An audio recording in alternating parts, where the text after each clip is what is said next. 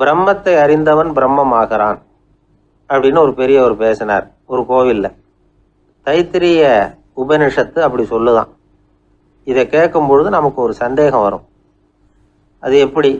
பிரம்மத்தை அறிந்தவன் பிரம்மம் ஆகிறான்னா, சிங்கத்தை அறிந்தவன் சிங்கம் ஆகிறானா, தோசையை அறிந்தவன் தோசை ஆகிறானா? இப்படிப்பட்ட சந்தேகம் நமக்கு வர்றதுல ஒன்றும் ஆச்சரியம் இல்லை. இது இயற்கை. இதுக்கும் அந்த பெரியவரே பதில் சொல்றார். சிங்கம் வேற, நாம வேற. அதனால சிங்கத்தை அறிந்தவன் சிங்கம் ஆக மாட்டான். ஆனால் பிரம்மம் வேற, நாம வேற இல்லை. அதனால பிரம்மத்தை அறிந்தவன் பிரம்மமாகிறான் அப்படிங்கிறது அவரோட விளக்கம். மனிதன் அவன்தான் தான் பிரம்மங்கிறது தெரியாதனால தான் அதை வேற எங்கேயோ தேடிட்டு இருக்கிறான். கடைசியில் அது தான் தாங்கிறது புரிஞ்சுக்கிற பொழுது அவன் பிரம்மம் ஆயிடுறான். இதை விளக்கிறதுக்கு ஒரு உபநிஷத்து கதையே இருக்குது. நமக்கு தெரிஞ்ச கதை தான், ஆனால் அதை வேற விதமான அர்த்தத்தில் விளையாட்டாக சொல்லிகிட்டு இருக்கிறோம். ஒரு சமயம் ஒரு 10 நண்பர்கள் ஒரு காட்டு வழியாக போய்கிட்டு இருக்கிறாங்க. குறுக்க ஒரு நதி, அதை கடந்து அடுத்த பக்கம் போகணும். எல்லாரும் ஒரு வழியாக கடந்து அடுத்த கரைக்கு போய் சேர்ந்துட்டாங்க. அங்கே போய் சேர்ந்ததுக்கு அப்புறம் எல்லாரும் பத்திரமா வந்து சேர்ந்துட்டோமா அப்படின்னு தெரிஞ்சுக்கிறதுக்காக எண்ணி பார்க்குறான் அந்த கூட்டத்து தலைவன். அவங்க மொத்தம் 10 பேர். ஆனால் அவன் எண்ணி பார்க்குறப்போ 9 தான் வருது. ஏன்னா அவன் தன்னை விட்டுவிட்டான். எதிரில் நிற்கிறவங்கள மட்டுமே எண்ணுறான். ஐயோ 10வது ஆள் எங்கேங்கிறான், பதறான்.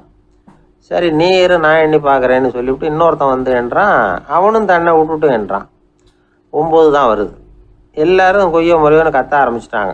அந்த சமயத்தில் ஒரு பெரியவர் அந்த பக்கமாக வர்றார். என்ன விஷயம்னு விசாரிக்கிறார். 10வது ஆளை 6 அடிச்சுட்டு போட்டுது அப்படின்னு சொல்லி இவங்க அழறாங்க. சரி அழாதீங்க அப்படின்னு சொல்லி அந்த தலைவனை பார்த்து இப்படி வாங்குறார். வர்றான். இப்போ எனக்கு முன்னாடி ஒரு தரம் எண்ணு பார்க்கலாம்ங்கிறார். 1 2 3ன்னு ஆரம்பித்து 9ல் வந்து முடிக்கிறான். உடனே பெரியவர் நீ தான் அந்த 10வது ஆள் அப்படிங்கிறார். இது உண்மை. நாம தான் அது. நாம தான் நம்மளை வேற எங்கேயோ தேடிட்டு இருக்கிறோம். நாம் எங்கேயோ தேடிட்டு இருக்கிறோமே, அந்த பிரம்மம் நாம தான். இப்படி ஒரு பெரிய உண்மையை விளக்கிறதுக்காக தான் அப்படி ஒரு கதை சொல்லப்பட்டது. ஆனால் அதை வந்து நாம் வேறு விதமாக வேடிக்கையாக உபயோகப்படுத்திக்கிட்டு இருக்கிறோம். எப்படி தெரியுமா? ஒரு ஆத்தங்கரையில் ஒரு 10 பேர் முழிச்சுக்கிட்டே நின்றுக்கிட்டு இருந்தாங்களாம். அந்த பக்கமாக வந்த ஒருத்தன் ஏன் இப்படி முழிச்சுக்கிட்டு நிற்கிறீங்கன்னு கேட்டிருக்கிறான். எங்களுக்கு நீச்சல் தெரியாது, நாங்கள்லாம் அடுத்த கரைக்கு போய் சேரணும் அப்படின்னு நாங்களாம். சரி நான் கொண்டுட்டு போய் விடுறேன். எல்லாரும் அக்கறைக்கு போய் சேர்ந்த உடனே ஆளுக்கு ₹1 வீதமாக மொத்தம் ₹10 எனக்கு கொடுக்கணும் அப்படின்ட்டுருக்கான் இவன். சரின்னு ஒத்துக்கிட்டாங்க. இவன் ஒவ்வொருத்தராக கையை பிடிச்சி மெதுவாக ஆற்றுல இறக்கி அழைச்சிட்டு போயிட்டான். 9 பேரை கரை சேர்த்துட்டான். 10வது ஆள் பாதி ஆற்றுல போயிட்டு இருக்கிறப்போ திடீர்னு வெள்ளம் வந்துட்டுது. புடி நழுவி போச்சு. கையை விட்டுட்டான். வெள்ளம் அடிச்சுட்டு போட்டுது. அழைச்சிட்டு வந்தவன் நீச்சல் அடித்து தடுமாறி கரைக்கு வந்து சேர்ந்துட்டான். கரையில் இருந்தவங்களுக்கு இந்த விஷயம் தெரியாது. இருந்தாலும் இவன் உடம்பு பூரா நனைஞ்சி கொஞ்சம் அதிகமாக மூச்சு வாங்க நின்றுக்கிட்டு இருந்தானா, ஏங்க ஏன் இப்படி மூச்சு வாங்குது, என்ன விஷயம் அப்படின்னு கேட்டாங்களாம். அதுக்கு இவன் கொஞ்சமாக அலட்டிக்காமல் சொன்னானா, வேற ஒன்றும் இல்லை, நீங்கள் கொடுக்க வேண்டிய ₹10ல் ₹1 குறைஞ்சி போச்சு அவ்வளவுதான் அப்படின்னானா. ஏங்க எங்கே போயிட்டு வரீங்க அப்படின்னு கேட்டேன். எனக்கு வேண்டப்பட்ட ஒருத்தரை பார்த்து. ஆஸ்பத்திரிக்குன்னார். எந்த ஆஸ்பத்திரிக்குன்னே? மாட்டு ஆஸ்பத்திரிக்குன்னார். என்ன விஷயம்னே? மாமனாருக்கு உடம்பு சரியில்லை, அதுதான் மாட்டு ஆஸ்பத்திரிக்கு போயிட்டு வரேன்னார். அட பாவி, அதுக்கு அந்த ஆஸ்பத்திரிக்கா போவாங்க அப்படின்னு ஆச்சரியமா. அட அது இல்லைப்பா, முதல்ல எங்கள் குடும்ப டாக்டர் தான் தேடிக்கிட்டு போனேன். அவர் அந்த நேரத்தில் அவர் வளர்க்குற நாய்க்குட்டிக்கு உடம்பு சரியில்லைன்னு சொல்லி அதை தூக்கிக்கிட்டு மாட்டு ஆஸ்பத்திரிக்கு போயிட்டாராம் சொன்னாங்க. அதனால் அங்கே போய் அவரை சந்தித்து விஷயத்தை சொல்லிவிட்டு வர்றேன்னார். அப்புறம் தான் எனக்கு கொஞ்சம் நிம்மதியாக இருந்தது. பொதுவாக நமக்கு தெரிஞ்ச வரையில் டாக்டர்கள் 2 வகை. நமக்கு வைத்தியம் பண்ணுற டாக்டர்கள் ஒரு வகை, நம்மக்கிட்ட இருக்கிற ஆடு மாடு கோழிக்கு வைத்தியம் பண்ணுற டாக்டர்கள் ஒரு வகை. இப்போ தான் எனக்கு தெரியும் இன்னொரு வகையான டாக்டர்களும் உண்டுங்கிறது. அது யாருன்னா பூச்சிகளுக்கு வைத்தியம் பண்ணுற டாக்டர்கள், அதாவது பூச்சி டாக்டர்கள். வெளிநாடுகளில் அப்படிலாம் கூட சில பேர் இருக்கிறாங்க. பிரிட்டனில் யார்க்ஷயர் வட்டாரத்தில் ராதர்ஹாம் அப்படின்னு ஒரு ஊர். அங்கே ஒரு விலங்கியல் மருத்துவர் பேர் டாக்டர் லான்ஸ் ஜெப்சன். அவர் ஆஸ்பத்திரி வாசலில் பார்த்தீங்கன்னா தினமும் நிறைய பேர் நின்றுக்கிட்டு இருப்பாங்க. கையில் கண்ணாடி குடுவை, தகர டப்பா இப்படி ஏதாவது இருக்கும். அதுக்குள்ளே ஏதாவது பூச்சிகள் இருக்கும். அதுக்கு வைத்தியம் பண்ணுறதுக்காக வந்தவங்க தான் அவங்க எல்லாம். சிலந்தி பூச்சி, பல்லி, தேளு, பாம்பு இப்படி ஏதாவது இருக்கும். பொழுதுபோக்காக சில பேர் நாய், பூனை, கிளி, மைனா, புறா இப்படி ஏதாவது வளர்க்குறாங்கல்ல, அது மாதிரி இப்போல்லாம் தேளு, பல்லி, பாம்பு, பூச்சி இதையெல்லாம் வளர்க்க ஆரம்பிச்சிட்டாங்களாம். இது ஒரு புது ஃபேஷன். இப்போ கூண்டுக்குள்ளே டப்பாக்குள்ளே போட்டு வளர்க்குறது, அதுக்கு ஏதாவது நோய் வந்துட்டுதுன்னா வைத்தியம் பண்ணுறதுக்கு டாக்டர்கிட்ட வந்துட வேண்டியது, இப்படி இந்த பழக்கம்லாம் நிறையா வந்துட்டுது. ரத்தம் உறிஞ்சிற அட்டைகள் கூட இவங்ககிட்ட வைத்தியத்துக்கு வருதான். சிலந்திகளில் செங்கால் சிலந்தின்னு ஒரு வகை. மத்திய அமெரிக்க காடுகளில் இது அதிகம். சிலந்திகள்லேயே ரொம்ப விலை உசந்தது இந்த ரகம்தான். கால்களில் சிவப்பு கோடுகள் இருக்கும். இந்த இனம் இப்போ குறைஞ்சிக்கிட்டே வர்றதுனால சர்வதேச விதிகளின்படி இவற்றின் ஏற்றுமதி இறக்குமதிக்கு தடை விதிக்கப்பட்டிருக்குது. அதனால் இதை வளர்க்குறவங்க வீட்டுக்குள்ளேயே இனவிருத்தி மூலமாக பெருக்கி விற்பனை பண்ணிட்டு வராங்களாம். அந்த வகை சிலந்திகள் தான் இப்போ வைத்தியத்துக்கு அதிகமாக வருதான். சரி, இதுக்கெல்லாம் எப்படி வைத்தியம் பண்ணுறாங்க? முதல்ல அதை குளிர்பதன பெட்டியின் வழுவழுப்பான சுவரில் விட்ட உடனே அதெல்லாம் மெதுவாக இறங்கி வரும். அப்போ அதன் நோயை கண்டுபிடிக்கிறது சுலபம். அப்புறம் அதுக்கு கிருமிகளை கொல்லக்கூடிய மருந்துகளையோ வலி நிவாரண மருந்துகளையோ கொடுப்பாங்க. கால் உடைஞ்ச சிலந்திகளுக்கு பசையை கொண்டு ஆப்ரேஷன் பண்ணுவாங்க. சில சிலந்திகளுக்கு உடைஞ்ச காலை எடுத்துட்டா புதிய கால் வளர்ந்துடும். சிலந்திகளை மனிதர்கள் கையில் எடுக்கிறப்போ அது பயந்து போய் கீழே குதிக்குது. அதனால் கால் உடஞ்சி விடுது, இல்லைன்னா வயிறு சேதமடையுது. அந்த நிலைமையில் வர்ற சிலந்திகளுக்கு மயக்க மருந்து கொடுத்து ஆப்ரேஷன்லாம் கூட பண்ணுறாங்களாம். பார்த்தீங்களா பூச்சிகளுக்கு வந்த வாழ்வே. நம்ம ஊர்லேயும் வீடுகளில் பூச்சிகள் வளர்க்குறது உண்டு. ஒருத்தர் வந்தார், எனக்கு 3000 கரப்பாம்பூச்சி அவசரமாக தேவைப்படுது, எங்கே கிடைக்கும்னு கேட்டார். கரப்பாம்பூச்சியா? அது என்னத்துக்குன்னு கேட்டோம். அது வேற ஒன்றும் இல்லை, நான் குடியிருக்கிற வாடகை வீட்டை காலி பண்ண போகிறேன்.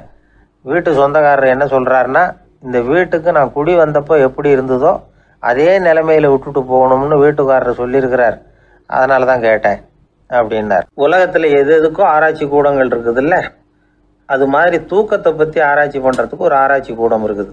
அப்படி ஆராய்ச்சி பண்ணணும்னா அதுக்கு மூழ்கிக்கிட்டு இருக்கணும்ல. அதனால தான் அந்த ஆராய்ச்சி கூடம் இங்கே இல்லை. அமெரிக்காவில் பாஸ்டன் பல்கலைக்கழக மருத்துவமனையில் அது இருக்குது. அங்கே தூக்கத்தை பற்றி பலவிதமான ஆராய்ச்சிகள் பண்ணிகிட்டு இருக்கிறாங்க. அந்த ஆராய்ச்சி கூடத்தில் இயக்குனராக இருக்கிற ஒரு நிபுணர், அவர் என்ன சொல்கிறார் தெரியுமா? உங்களுக்கு தூக்கம் வரலையா, நீங்கள் நல்லா தூங்குறதுக்கு தாராளமாக சில யோசனைகளை என்னால் சொல்ல முடியும் அப்படிங்கிறார். யோசனை தானே, காசா பணமாக கேட்டு வச்சுக்கலாமே. உணவு, மனநிலை, தூங்கும் இடத்தோட சூழ்நிலை, படுக்கைக்கு செல்றப்போ உள்ள பழக்க வழக்கங்கள், இது காரணமாக ஒருத்தருக்கு தூக்கம் வராமல் போகலாம். தூக்கம் வராததுக்கு இதுதான் காரணம்னா அதையெல்லாம் சுலபமாக கட்டுப்படுத்தலாங்கிறார் அவர். தூக்கத்தை வரவழைக்கக்கூடிய ஒரு நல்ல மருந்து உடற்பயிற்சி. ஆனால் ஒன்று, படுக்க போகிற நேரத்தில் இது மாதிரி உடற்பயிற்சிகள் எல்லாம் செய்யக்கூடாது. கொஞ்சம் முன்னாடி பகல்லையே இந்த பயிற்சிகளை செய்கிறது நல்லது. தூக்கம் வராமல் அவதிப்படுறவங்க பிற்பகல் நேரங்களில் காஃபி, டீ இது மாதிரி பானங்களை சாப்பிடக்கூடாது. மது அருந்துறது கூட தூக்கத்தை பாதிக்கும். வெது வெதுப்பான நீரில் குளிக்கிறது, தியானத்தில் ஈடுபடுறது, ஓய்வாக இருக்கிறது, படுக்கிறது, அதாவது படுக்கிறதுக்கு முன்னாடி ஒரு கோவலை பால் சாப்பிட்றது, இதெல்லாம் தூக்கத்தை வரவழைக்கிறது ரொம்ப உதவியாக இருக்கும். இன்னொரு விஷயம் என்னென்னா, தூங்கி ஆகணுமேங்கிற கவலை வேண்டியதில்லை. அப்படி நினச்சி கவலைப்படுறதை விட்டுடணும். தூக்கம் வரலையா, உடனே படுக்கையை விட்டு எழுந்திரிக்க வேண்டியது. வெளியில் வாங்க, வேறு ஏதாவது வேலையில் ஈடுபடுங்க, கொஞ்சம் நேரம் உலாவுங்க, அல்லது ஏதாவது ஒரு புஸ்தகத்தை எடுத்து படிங்க. களைப்பு ஏற்பட்டால் மறுபடியும் படுக்கைக்கு போங்க. தூக்கம் தானே வந்துடும். ஒரு விஷயத்தை மட்டும் நல்லா ஞாபகத்தில் வச்சுக்கணும். படுக்கைக்கு போகிறப்போ உங்கள் மற்ற எல்லா பிரச்சனைகளையும் மறந்துடணும். அது எப்படி சார் முடியும்? அந்த நேரம் தானே எல்லா பிரச்சனையும் வரிசையாக ஞாபகத்துக்கு வருது அப்படின்னு நாம் நினைக்கலாம். ஆனால் பழக்கத்தில் அதை நாம் மாற்றிக்க முடியும். கொஞ்சம் முயற்சி பண்ணணும், அவ்வளோதான். இது எல்லாமே ஆராய்ச்சி பண்ணி பார்த்துட்டு அந்த நிபுணர் சொல்கிற கருத்து தான். இன்னொரு விஷயமும் அவர் சொல்கிறார். அது என்னென்னா, உடல் கோளாறு காரணமாக தூக்கம் வராமல் அவதிப்படுறவங்களுக்கெல்லாம் இந்த யோசனைகள் சரியாக வராது அப்படிங்கிறார். அதுக்கெல்லாம் மருத்துவ சிகிச்சை கொடுத்து தான் சரி பண்ணணும். சில பேருக்கு நடு ராத்திரியில் மூச்சு திணறல் ஏற்பட்டு தூக்கம் வராமல் போயிடும். ஊரெல்லாம் தூங்குறப்ப தான் மட்டும் தூங்காமல் மூழ்கிட்டு இருக்கிறது, ஊரெல்லாம் மூழ்கிட்டு இருக்கிறப்போ தான் மட்டும் தூங்குறது, இது மாதிரி கோளாறுகளால் சில பேர் பாதிக்கப்படலாம். கால் தசை முறுக்கிக்கிறதுனால சில பேருக்கு அடிக்கடி விழிப்பு வரலாம். மன அழற்சி காரணமாக சில பேருக்கு தூக்கம் வராது. இது மாதிரி கோளாறுகளுக்கெல்லாம் அதுக்கு தகுந்த மாதிரி சிகிச்சை கொடுத்து தான் சரி பண்ண வேண்டியிருக்கும். எந்த கோளாறும் இல்லாமல் தூக்கம் வரலைன்னா ஆரம்பத்தில் சொன்ன முறைகளை கடைபிடிச்சு பார்க்கலாம். தூக்கம் வந்ததுன்னா யோசனை சொன்ன அந்த நிபுணருக்கு நன்றி சொல்லலாம். ஒருத்தர், ஏன் சார் பஸ்ஸில் தூங்குறது கெட்ட பழக்கமானு கேட்டார். இல்லையே, நான் கூட பஸ்ஸில் போகிறப்ப தூங்கிட்டு தானே போவேன் அப்படின்னார் இன்னொருத்தர். அப்புறம் ஏன் என்ன டிரைவர் வேலை வேணாம்னு வீட்டுக்கு அனுப்பி வச்சுட்டாங்க அப்படின்னாராம் அவர். 1816 வருஷம் செப்டம்பர் மாதம் 11ஆம் தேதி பிரான்ஸ் தேசத்தில் உள்ள ஒரு மருத்துவமனை. அங்கே ஒரு இளம் டாக்டர் கொஞ்ச நாளைக்கு முன்னாடி தான் அந்த ஆஸ்பத்திரியில் புதுசாக வேலைக்கு சேர்ந்துருக்கிறார். அவர் பேர் ரெனே லெனக். அவர் அன்னைக்கு காலையில் அந்த மருத்துவமனையில் அப்படியே ரவுண்ட்ஸ் வந்துக்கிட்டு இருக்கிறார். வார்டில் ஒரு படுக்கையில் ஒரு இளம் பெண் படுத்திருக்கிறா. அந்த பொண்ணுக்கு இருதய நோயாக இருக்கலாம்ங்கிறது மற்ற டாக்டர்கள் சந்தேகம். அந்த காலத்துல எல்லாம் ஒருத்தருடைய இருதய துடிப்பை தெரிஞ்சுக்கணும்னா நோயாளியின் மார்பில் டாக்டர் காதை வச்சு பார்த்து தான் தெரிஞ்சுக்கிறது வழக்கம். ஆனால் இந்த பெண்ணும் இளம் பெண், அந்த டாக்டரும் புதுசாக சேர்ந்துருக்கிறவர். அதனால் பரிசோதனை பண்ண தயங்கினார். கொஞ்ச நேரம் யோசனை பண்ணார். திடீர்னு ஒரு ஞாபகம் வந்தது அவருக்கு. அதாவது அன்னைக்கு விடியற் காலையில் தோட்டத்தில் அப்படி வாக்கிங் போயிட்டு இருந்தப்போ சின்ன பசங்கள்லாம் ஒரு மரக்கட்டையை வச்சு விளையாடிக்கிட்டு இருந்தாங்களாம். அதை அவர் பார்த்துருக்கிறார். அது என்ன விளையாட்டுனா, ஒரு நீளமான மரப்பலகை, அதில் ஒரு முனையில் ஒரு பையன் தன்னுடைய காதை வச்சுக்கிட்டு இருக்கிறான், மறுமுனையில் இன்னொரு பையன் அந்த மரப்பலகையை ஒரு ஆணியால் கீறிக்கிட்டு இருக்கிறான். ஒரு முனையில் ஆணியால் கீறும் பொழுது மறுமுனையில் காதை வச்சிருக்கிற பையனுக்கு அந்த சத்தம் துல்லியமாக கேட்குது. அந்த டாக்டருக்கு காலையில் பார்த்த இந்த விளையாட்டு ஞாபகத்துக்கு வந்துட்டுது. உடனே என்ன பண்ணார் தெரியுமா? ஒரு நீளமான காகிதத்தை எடுத்தார். அதை அப்படியே உருளை மாதிரி உருட்டினார். ஒரு முனையை அந்த நோயாளியின் மார்பில் இடது பக்கம் வச்சார், இன்னொரு முனையில் தன்னுடைய காதை வச்சார். என்ன ஆச்சரியம்! நோயாளியின் மார்பில் நேரடியாக காதை வச்சு கேட்குறத விட துல்லியமாக கேட்டுது இதய துடிப்பு. இதய துடிப்பு மட்டும் இல்லை, மூச்சு இழுத்து விடுறது, திரவ பொருள்களின் அசைவு, எல்லா சத்தமும் தெளிவாக கேட்குது. கிரேக்க மொழியில் ஸ்டெத்தாஸ் அப்படின்னா மார்பு, ஸ்கோப்பின் அப்படின்னா பார்ப்பதுன்னு அர்த்தம். அதனால் டாக்டர் ரெனே லெனக் தான் கண்டுபிடிச்ச கருவிக்கு ஸ்டெத்தஸ்கோப் அப்படின்னு பேர் வச்சார். அவரே முதல் மாடலையும் செஞ்சார். அளவு ரொம்ப பெருசாக இருந்தது, சுலபமாக எடுத்துகிட்டு போகிறது கஷ்டம், அது அவ்வளோ கஷ்டமாக இருந்தது அது. அதனால் அவரே அதை அப்புறம் 2 பிரிவாக தயார் பண்ணார். இது 2 துண்டையும் டாக்டர் தன்னோட கோட்டு பாக்கெட்டில் வச்சுக்கலாம், தேவைப்படுறப்ப எடுத்து ஒன்றா சேர்த்துக்கலாம். இப்படி தான் அவர் ஆரம்பத்தில் பண்ணார். தன்னுடைய இந்த கண்டுபிடிப்பை பற்றி அவர் ஒரு புத்தகம் எழுதினார். நிறைய விற்றுது, புகழும் பணமும் சேர்ந்தது. பணமும் புகழும் சேர்ந்தது மாதிரியே அவருக்கு ஒரு நோயும் சேர்ந்தது. அது என்ன நோயின்னு கண்டுபிடிக்கிறதுக்கும் அவர் கண்டுபிடிச்ச கருவி தான் உபயோகப்பட்டு தான். அவரே அதை கண்டுபிடிச்சார். அவருக்கு வந்திருந்தது காச நோய். 1826 வருஷம் ஆகஸ்ட் மாதம் 13ஆம் தேதி உலகத்தின் முதல் ஸ்டெதஸ்கோப்பை கண்டுபிடிச்ச டாக்டர் ரெனே லெனக் காலமானார். அவர் சாகிறதுக்கு முன்னாடி மரத்தால் செஞ்சு வச்சுருந்த ஸ்டெதஸ்கோப்பை தனக்கு வேண்டியப்பட்ட ஒரு டாக்டர்கிட்ட கொடுத்து, என்னுடைய சொத்துக்கள்லேயே ரொம்ப வசந்தது அப்படின்னு சொன்னாராம். அதுக்கப்புறம் 3 வெள்ளைக்காரங்க சேர்ந்து இந்த கருவியில் சில மாற்றங்களை பண்ணாங்க. ஆனால் 1829 லண்டனில் டாக்டர் நிக்கோலஸுங்கிறவர் ஒரு காதால் இதய துடிப்பை கேட்குறத விட டாக்டர் 2 காதாலையும் கேட்குறது தான் சரியாக இருக்கும் அப்படின்னு ஒரு கருத்தை வெளியிட்டார். அதுக்கப்புறம் ரொம்ப காலம் கழித்து 1852 ஜார்ஜ் காமான் அப்படிங்கிறவர் ரப்பர் டியூப்களை உபயோகப்படுத்தி 2 காதாலையும் கேட்குற மாதிரி ஒரு புதிய வடிவத்தை அதுக்கு கொடுத்தார்.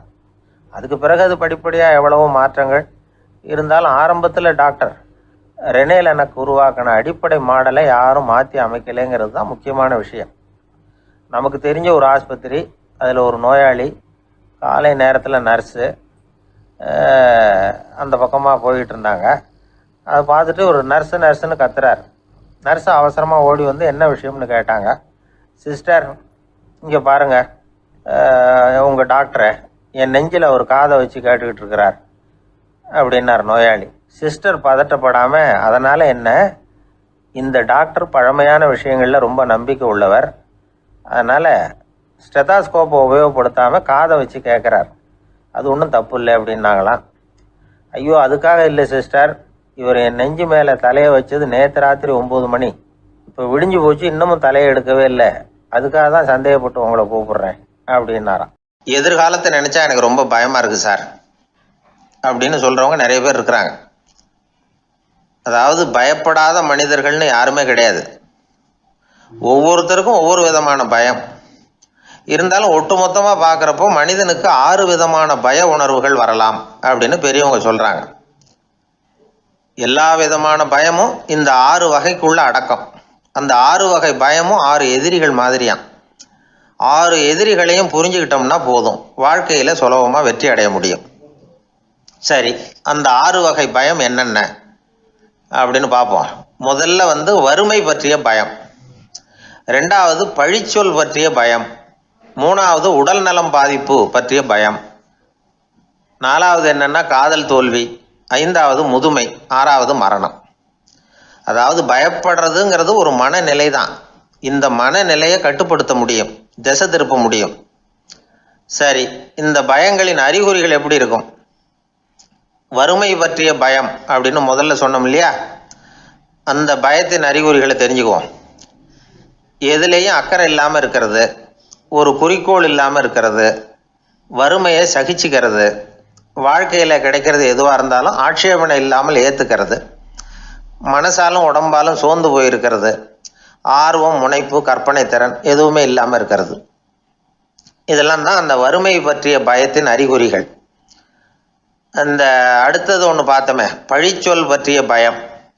அதாவது அடுத்தவங்க நம்மளை குறை சொல்லி விடுவாங்களோ அப்படிங்கிற பயம். இதுக்கு அறிகுறி என்ன தெரியுமா? புதியவர்களை சந்திக்கிறதுக்கு பயப்படுறது, முடிவு எடுக்க முடியாமல் குழம்புறது, பிரச்சனைகளை தவிர்க்க விரும்புறது, தாழ்வு மனப்பான்மை, வரவுக்கு மீறி செலவு செஞ்சு இமேஜை உயர்த்திக்கிறது, குறிக்கோள் இல்லாத வாழ்க்கை, இதெல்லாம் தான் அதுக்கு அறிகுறிகள். 3வது பயம் உடல் நலம் பாதிப்பு பற்றிய பயம், அதாவது நோய் பற்றிய பயம். ஒரு உண்மை என்ன தெரியுமா? டாக்டரை சந்திக்கிற மனிதர்களில் 75% பேர் தங்களுக்கு நோய் வந்துட்டுதுங்கிற கற்பனையில் இருக்கிறவங்களாம். நிஜமாவே நோய் கிடையாது அவங்களுக்கு. இந்த பயத்தின் அறிகுறிகள் என்னென்னா, வியாதிக்கான அறிகுறிகள் தன்னிடம் இருக்கிறதாக நினச்சிக்கிறது, எந்த நேரமும் வியாதியை பற்றியே பேசி பேசி மனசை அங்கேயே வச்சிருக்கிறது, நோய் சம்பந்தமான செய்திகளை படித்து நமக்கு இப்படி ஆயிடுமோ அப்படின்னு வேதனைப்படுறது, இதெல்லாம் தான் அதுக்கு அறிகுறிகள். 4வது பயம் காதல் தோல்வி. இது ரொம்ப வேதனை, உடம்பையும் மனசையும் சீரழிச்சு விடும். ஆண்களை விட பெண்கள் தான் இந்த பய உணர்வில் அதிகமாக பாதிக்கப்படுறாங்க. 5வது முதுமை பற்றிய பயம். 6வது மரண பயம், வயசான காலத்தில் எப்படி சமாளிக்கிறது அப்படிங்கிற பயம். ஆக இதையெல்லாம் நாம் புரிஞ்சிக்க வேண்டியது ரொம்ப அவசியம். இந்த 6 வகை பயங்களை சரியாக புரிஞ்சுக்கிட்டு நாம் நடந்துக்கணும். வாழ்க்கையின் முன்னேற்றத்துக்கு இந்த பயங்கள் முட்டுக்கட்டே ஆகிடக்கூடாது. உழைச்சி பணம் சேர்க்கணும், உற்சாகமாக மனசை வச்சுக்கணும். மனசை கட்டுப்படுத்துகிற மார்க்கம் தெரிஞ்சுக்கிட்டா போதும், எல்லாம் சரியாக வந்துடும். நம்ம ஆள் ஒருத்தன் சொன்னான், சார் எனக்கு வறுமை பற்றிய பயம்தான் இருந்தது, ஒரே ராத்திரியில் 30,000 ரூபா தயார் பண்ணிவிட்டேன், இப்போ எனக்கு இன்னொரு பயம் வந்துட்டுதுன்னா. என்ன பயம்னு கேட்டாங்க. போலீஸு கண்டுபிடிச்சிருமோங்கிற பயம்னா. இந்த பயத்தில் அடங்காது. அதனால் அஞ்சி அஞ்சி சாவார், அஞ்சாத பொருள் இல்லை அப்படின்னு பாரதி சொன்னார் இல்லையா? அது மாதிரி பயத்தை புரிந்து கொண்டு அதற்கு தகுந்த மாதிரி நம்முடைய வாழ்க்கையை அமைத்து கொள்ள வேண்டும். அப்படி அமைத்து கொள்ளுகிறவர்களுக்கு வெற்றி நிச்சயம். அந்த காலத்துல எல்லாம் படிக்கிறதுங்கிறது எப்படி தெரியுமா? குருகுல வாசம் செஞ்சு படிக்கணும். ஆசிரியருங்கிறவர் ஆசிரமத்தில் இருப்பார். அங்கே போய் அவருக்கு தொண்டுகள் செய்யணும், துணிகள்லாம் துவைச்சி போடணும், தூங்கும்போது காலை பிடிச்சி விடணும், புழுக்கமாக இருந்தால் விசிறி மட்டை எடுத்து விசிறணும். அப்படியே அப்பப்போ அவர் சொல்லிக் கொடுக்குற பாடத்தையும் கற்றுக்கணும். அவர் சொல்லிக் கொடுக்குற பாடங்களை ஓலைச்சுவடிகளில் எழுதிக்கணும். இதுதான் குருகுல வாசம்ங்கிறது. இப்போ மாதிரிலாம் கிடையாது. ஆக குருகுல வாசம்ங்கிறது மனசையும் பண்படுத்தும், அறிவையும் பண்படுத்தும். அப்படி ஒரு பயிற்சி அது. அந்த காலத்தில் பஞ்சபாண்டவர்கள் ஒரு குருகுலத்தில் படிக்க போனாங்களாம். ஏற்கனவே அங்கே ஒரு 15 பேர் இருந்திருக்கிறாங்க. இவங்களையும் சேர்த்து மொத்தம் 20 பேர்.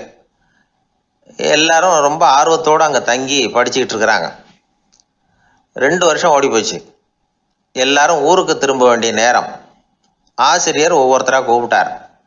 இது வரைக்கும் என்ன கற்றுக்கிட்ட அப்படின்னு கேட்டார். அவங்க தாங்கள் எழுதி வச்சுருந்ததை சொன்னாங்க, கற்றுக்கிட்டதை சொன்னாங்க. அங்கே படிக்க வந்தவங்க எல்லாருமே புத்திசாலிகள். அது மட்டும் இல்லை, பல பேர் அரச குடும்பத்தை சேர்ந்தவங்க, இளவரசர்களாக வேற இருக்கிறவங்க. அதனால் அவங்கக்கிட்ட அபாரமான கல்வி அறிவை எதிர்பார்த்தார். ஒருத்தன் வந்தான், தான் எழுதி வச்சிருந்த சரித்திர பாடம் பூராவையும் படித்து காட்டினான். இன்னொருத்தன் வந்தான், தான் எழுதி வச்சிருந்த பூகோள பாடம் பூராவையும் படித்து காட்டினான். இப்படி ஒவ்வொருத்தராக அவங்க படித்தது என்னங்கிறத படித்து காட்டிவிட்டு போனாங்க. கடைசியாக தர்மர் வந்தார், பேசாமல் நிற்கிறார். தன் கையில் இருந்த ஓலைச்சுவடி கேட்டால் அவர் பிரிக்கவே இல்லை. ஆசிரியர் இவர்கிட்ட தான் அதிகமாக எதிர்பார்த்தார். ஆனால் இவரும் பேசாமல் நின்றுட்டு இருக்கிறார். நீ என்ன கற்றுக்கிட்ட சொல்லு, ஓலைச்சுவடியை பிரித்து படினார் அந்த முனிவர். தருமர் அசையவே இல்லை. மெதுவாக சொன்னார், ஐயா, நான் கற்றுக்கிட்டது ஒன்றே ஒன்று தான். அதுதான் வாழ்க்கையில் எனக்கு ரொம்ப முக்கியமான பாடமாக அமையும் அப்படின்னார். என்னது, என்கிட்ட 2 வருஷ காலமாக படிச்சு விட்டு கடைசியில் கற்றுக்கிட்டது ஒன்றே ஒன்று தானா அப்படின்னார் முனிவர். அவருக்கு ஒன்றும் புரியல. மற்ற மாணவர்களை விட இவர் பண்புகளில் உயர்ந்தவர், அறிவில் சிறந்தவர், வயசில் முதிர்ந்தவர். இவரே இப்படி சொன்னால் மற்றவங்க நிலைமை என்னத்துக்கு ஆறுது? அவங்க ரொம்பவும் கெட்டு போயிடுவாங்களே அப்படின்னு அவர் யோசனை பண்ணார். தர்மா, நல்லா யோசனை பண்ணி பதில் சொல்லு. 2 வருஷமாக நீ கற்றுக்கிட்டது என்ன அப்படின்னு தானே நான் கேட்குறேன். அதை கொஞ்சம் யோசனை பண்ணி சொல்லுன்னார் முனிவர் கொஞ்சம் கோபமாக. தருமர் முகத்தில் எந்த மாறுதலுமே இல்லை. இல்லையா, 2 வருஷமாக நான் கற்றுக்கிட்ட முக்கியமான பாடம் ஒன்றே ஒன்று தான்னார். இப்போ அந்த முனிவருக்கு கோபம் அதிகமாக வந்துடுச்சு. ஏன்பா, உனக்கு வெக்கமா இல்லையா? உன்னை விட வயசில் குறைஞ்சவங்க எவ்வளவு பாடம் கற்றுக்கிட்டு இருக்கிறாங்க, எவ்வளவு விரிவாக அவங்க படித்து காட்டினாங்க. நீயும் கூட நிறைய குறித்து வச்சிருக்கிற போல இருக்கு, அதை ஏன் பிரித்து படிக்கக்கூடாது அப்படின்னார். ஐயா, நான் சொல்கிறது உங்களுக்கு ஏமாற்றமாக இருந்தால் என்னை மன்னிக்கணும். நான் ரொம்ப முக்கியமாக கற்றுக்கிட்டு இருக்கிறது ஒன்றே ஒன்று தான், மற்ற எதையும் சொல்கிறதுக்கு விரும்பலைன்னார். மாணவர்கள்லாம் சிரிச்சுட்டாங்க. முனிவருக்கு கோபம் அளவுக்கு மீறி வந்துட்டு ஓங்கி அரைஞ்சு விட்டார் தருமரை அவர் கன்னத்தில். தருமர் கண்ணை செவந்து போட்டுது, கண்கள் கலங்கி போச்சு. ஆனாலும் அவர் அமைதியை இழக்கலை, தலை குனிஞ்சு நிற்கிறார். இவருடைய பிடிவாதம் முனிவருக்கு இன்னும் ஆத்திரத்தை உண்டாக்கி விட்டது. இன்னொரு கண்ணத்திலே அரைஞ்சார். எல்லாரும் பயந்து போய் அமைதியாக நின்றுட்டு இருக்கிறாங்க. முனிவர் கத்துறார், அப்படி நீ கற்றுக்கிட்ட அந்த முக்கியமான பாடம் தான் என்ன, அதையாவது சொல்லு அப்படின்னார். ஐயா, அதை மட்டும் ஒரு ஓலைச்சுவடியில் தனியாக குறித்து வச்சிருக்கிறேன், இந்தாங்க, இதை நீங்களே படித்து பாருங்கன்னார். தருமர் ஓலைச்சுவடியை நீட்டினார். முனிவர் அதை வாங்கி பிரித்தார், சத்தம் போட்டு படித்தார். என்ன எழுதியிருக்காருன்னா, எப்படிப்பட்ட சோதனை ஏற்பட்டாலும் நிதானம் இழந்து கோபத்துக்கு ஆளாகக்கூடாது அப்படின்னு. இதுதான் அந்த ஓலைச்சுவடியில் அவர் எழுதி வச்சிருந்தது. அந்த ஒரு கணத்திலேயே முனிவரும் எல்லா மாணவர்களும் தருமரை புரிஞ்சுக்கிட்டாங்களாம். அவர் கற்றுக்கிட்டது ஏட்டு சுரக்காய் இல்லை, வாழ்க்கையில் பயன்படக்கூடிய முக்கியமான அனுபவ பாடம். முனிவர் கண்களில் கண்ணீர். தருமரை அன்போடு கட்டி தழுவிக்கிட்டார். அப்புறம் சொன்னார், தர்மா, என்னை மன்னிச்சுரு, நீ மாணவன் இல்லை, ஆசிரியன். நான் இது வரைக்கும் தெரிஞ்சிக்காத அனுபவ பாடத்தை நீ இப்போ எனக்கு கற்றுக் கொடுத்துட்ட அப்படின்னு சொன்னாராம். அதனால் நிதானம் தவறக்கூடாதுங்கிறது ரொம்ப முக்கியமான ஒரு செய்தி. ஒரு ஆசிரியர் மாணவனை ஒரு கன்னத்தில் ஓங்கி அரைஞ்சுட்டார். இவன் நிதானம் தவறலை, அமைதியாக நின்றுக்கிட்டு இருந்தான். அவர் ஒரு தடவை அரைஞ்சதும் எப்படி உன்னால் நிதானம் தவறாமல் இருக்க முடிஞ்சுது அப்படின்னு கேட்டாங்க நண்பர்கள். அவன் சொன்னான், நான் நிதானம் தவறி இருந்தா எங்கள் வாத்தியார் இன்னொரு கன்னத்துலேயும் அரைஞ்சிருப்பார், அது அதை விட பலமாக இருக்கும், அதனால தான் நான் அப்படி இருந்தேன் அப்படின்னு நானான். ஆக நாம் தெரிந்து கொள்ள வேண்டியது, வாழ்க்கையில் நிதானம் தவறாமல் இருக்க வேண்டும். அதுதான் வெற்றியின் ரகசியம். அந்த ஆளை கண்டா ஏன் இப்படி முகத்தை திருப்பிக்கிட்டு வர்றீங்க அப்படின்னு கேட்டார் ஒருத்தர் நண்பர்கிட்ட. எலெக்ஷனில் அவன் எதிர்த்து நின்னவன் சார், என்ன அவங்ககிட்ட நமக்கு என்ன பேச்சுவார்த்தை அப்படின்னாரான் ரொம்ப கோபமாக இவர். சரி, அந்த ஆள் யாருன்னு கேட்டேன். என் கூட பிறந்த தம்பி தான் சார் அப்படின்னார் அந்த கோபம் குறையாமல். அதாவது நம்ம ஊர் நிலவரம் இப்படி, அதாவது அண்ணனும் தம்பியும் எதிர்த்து நிற்பாங்க தேர்தலில், ஒருத்தர் கண்டா பேசிக்கிறது இல்லை. ஆனால் இங்கிலாந்தில் எப்படி தெரியுமா, அங்கே ஒரே மேடையில் போட்டி போடுற 2 வேட்பாளர்களும் பேசுவாங்களாம், பட்டிமன்றம் மாதிரி. ஒருத்தர் முதல்ல எழுந்திருப்பார், நான் இந்த தேர்தலில் வெற்றி பெற்றால் என்னென்ன செய்வேன் அப்படின்னு சொல்லிவிட்டு உட்காருவார். அதுக்கப்புறம் அடுத்தவர் எழுந்திருப்பார், அவர் சொல்லுவார், நான் வெற்றி பெற்றால் இந்த மக்களுக்கு என்னென்ன செய்வேன், இந்த நாட்டுக்கு என்னென்ன செய்வேன் அப்படிங்கிறத சொல்லிவிட்டு உட்காருவார். 2 பேரும் ஒரே மேடையில் பேசுவாங்க. மக்கள் 2 பேர் பேச்சையும் கேட்டுக்கிட்டு ஒரு முடிவுக்கு வருவாங்க. இதுதான் அங்கே உள்ள பழக்கம். இங்கே அப்படி இல்லை. இங்கே ஒருத்தர் பார்த்தாவே முகத்தை திருப்பிக்கிறது. ஒரு தடவை இது மாதிரி ஒரு கூட்டம் நடந்துகிட்டு இருக்கு அங்கே வெளிநாட்டில் தான். நேரத்துக்கு சரியாக ஒரு வேட்பாளர் வந்து சேரலை. இது இங்கிலாந்தில் நடந்த நிகழ்ச்சி.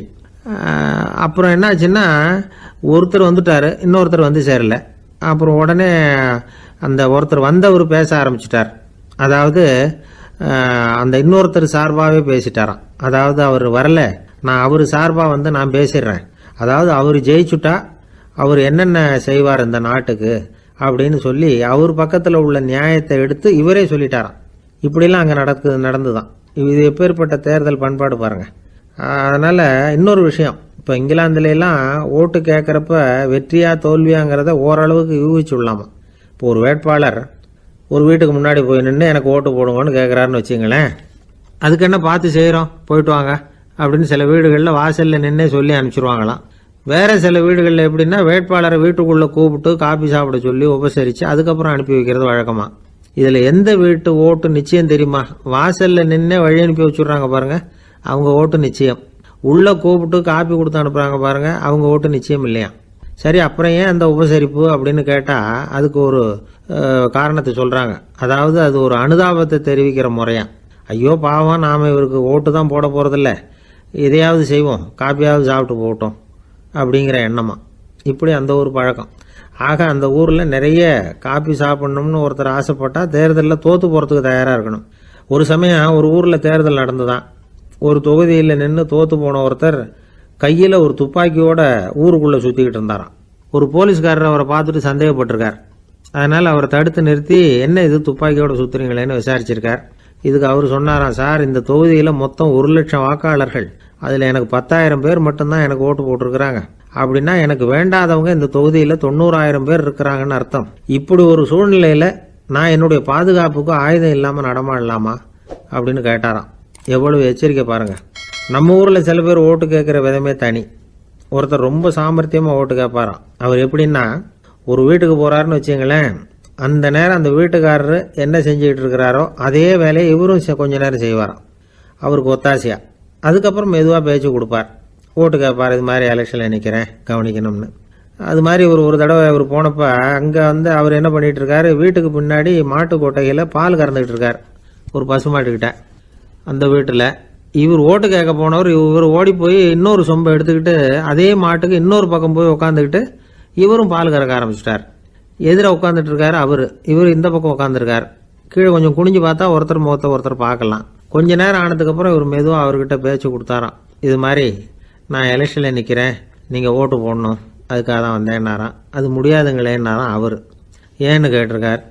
நான் இந்த வீட்டுக்காரன் இல்லை, நானும் உன்ன மாதிரி ஓட்டு கேட்க வந்தவன் தான் அப்படின்னாராம் அவர்.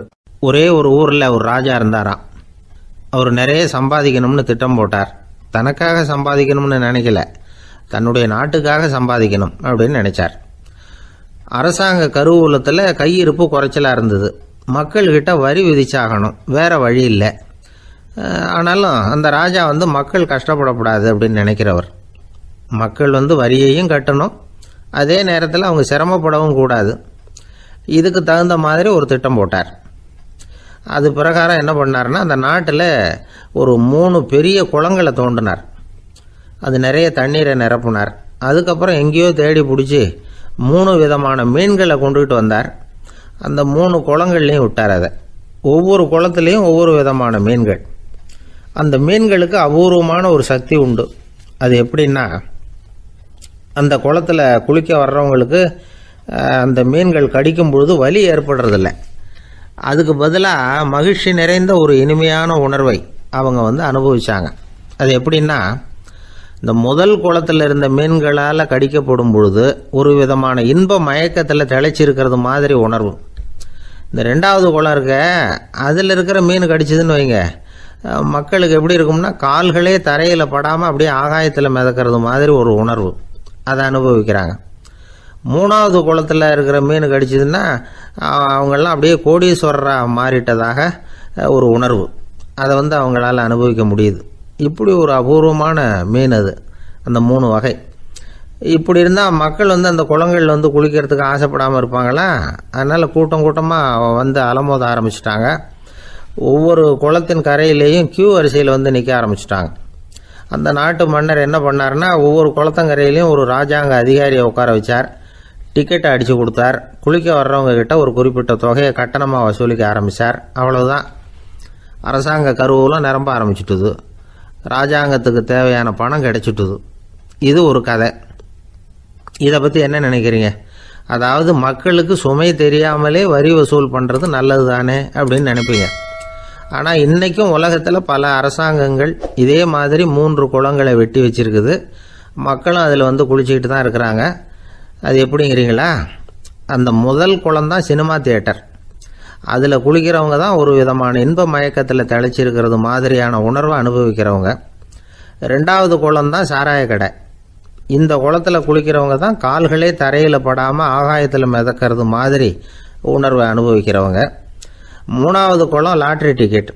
இதில் குளிக்கிறவங்க தாங்கள் அப்படியே கோடீஸ்வரர்களாக மாறினது மாதிரி ஒரு உணர்வு, அதை அனுபவிக்கிறவங்க. இன்றைக்கி பல நாடுகள் இந்த குளங்களை பயன்படுத்திக்கிட்டு தான் வராங்க. ஒரு பூவில் வண்டு உட்காருது, அதில் இருக்கிற தேனை வண்டு எடுக்குது. இந்த சமயத்தில் அந்த பூவுக்கு வலிக்குமா? அதுக்கு வலிக்கிறது இல்லை. அந்த பூவோட மலர்ச்சியும் வளர்ச்சியும் குன்றி போகிறதும் கிடையாது. ஒரு ராஜா மக்கள்கிட்ட வரி வசூல் பண்ணும் பொழுது மக்களுக்கு சிரமமும் தெரியக்கூடாது, அதே நேரத்தை அதனால் அவங்க வாழ்க்கையும் கெட்டு போயிடக்கூடாது. அது மாதிரி வரி வசூல் பண்ணணுமா. இது காளிதாசனின் ரகுவம்சத்தில் காணப்படுகிற ஒரு கருத்து. ஒரு சின்ன குழந்தை தவறுதலாக ஒரு 25 காசு நாணயத்தை மூழ்கி விட்டுது. காசு வயத்துக்குள்ளே போயிட்டுது. அந்த குழந்தையோட தாய் உடனே குழந்தைய தூக்கிட்டு ஆஸ்பத்திரிக்கு புறப்பட்டாங்க. அப்போ அந்த பக்கமாக ஒருத்தர் வந்தார் தெருவில். என்ன விவரம்னு கேட்டார். இவங்க சொன்னாங்க, குழந்தை காசை முழுங்கிட்டுது, அதுதான் அவசரமாக ஆஸ்பத்திரிக்கு தூக்கிட்டு ஓடுறேன் அப்படின்னாங்க. அவர் சொன்னார், கவலைப்படாதம்மா, உடனே இப்படி கொடுங்க குழந்தைய அப்படின்னு கையில் வாங்கினார். ஒரு கையில் அந்த குழந்தையோட கால் ரெண்டையும் பிடிச்சி தலைகீழாக தூக்கி பிடிச்சார். இன்னொரு கையால் அந்த குழந்தையோட வயத்தில் குறிப்பாக ஒரு இடத்துல அப்படியே தேடி அந்த சுட்டு விரலால் ஒரு இடத்துல பொட்டுன்னு தட்டினார். உடனே காசு அந்த குழந்தையோட வாய் வழியாக வெளியில் விழுந்துட்டுது.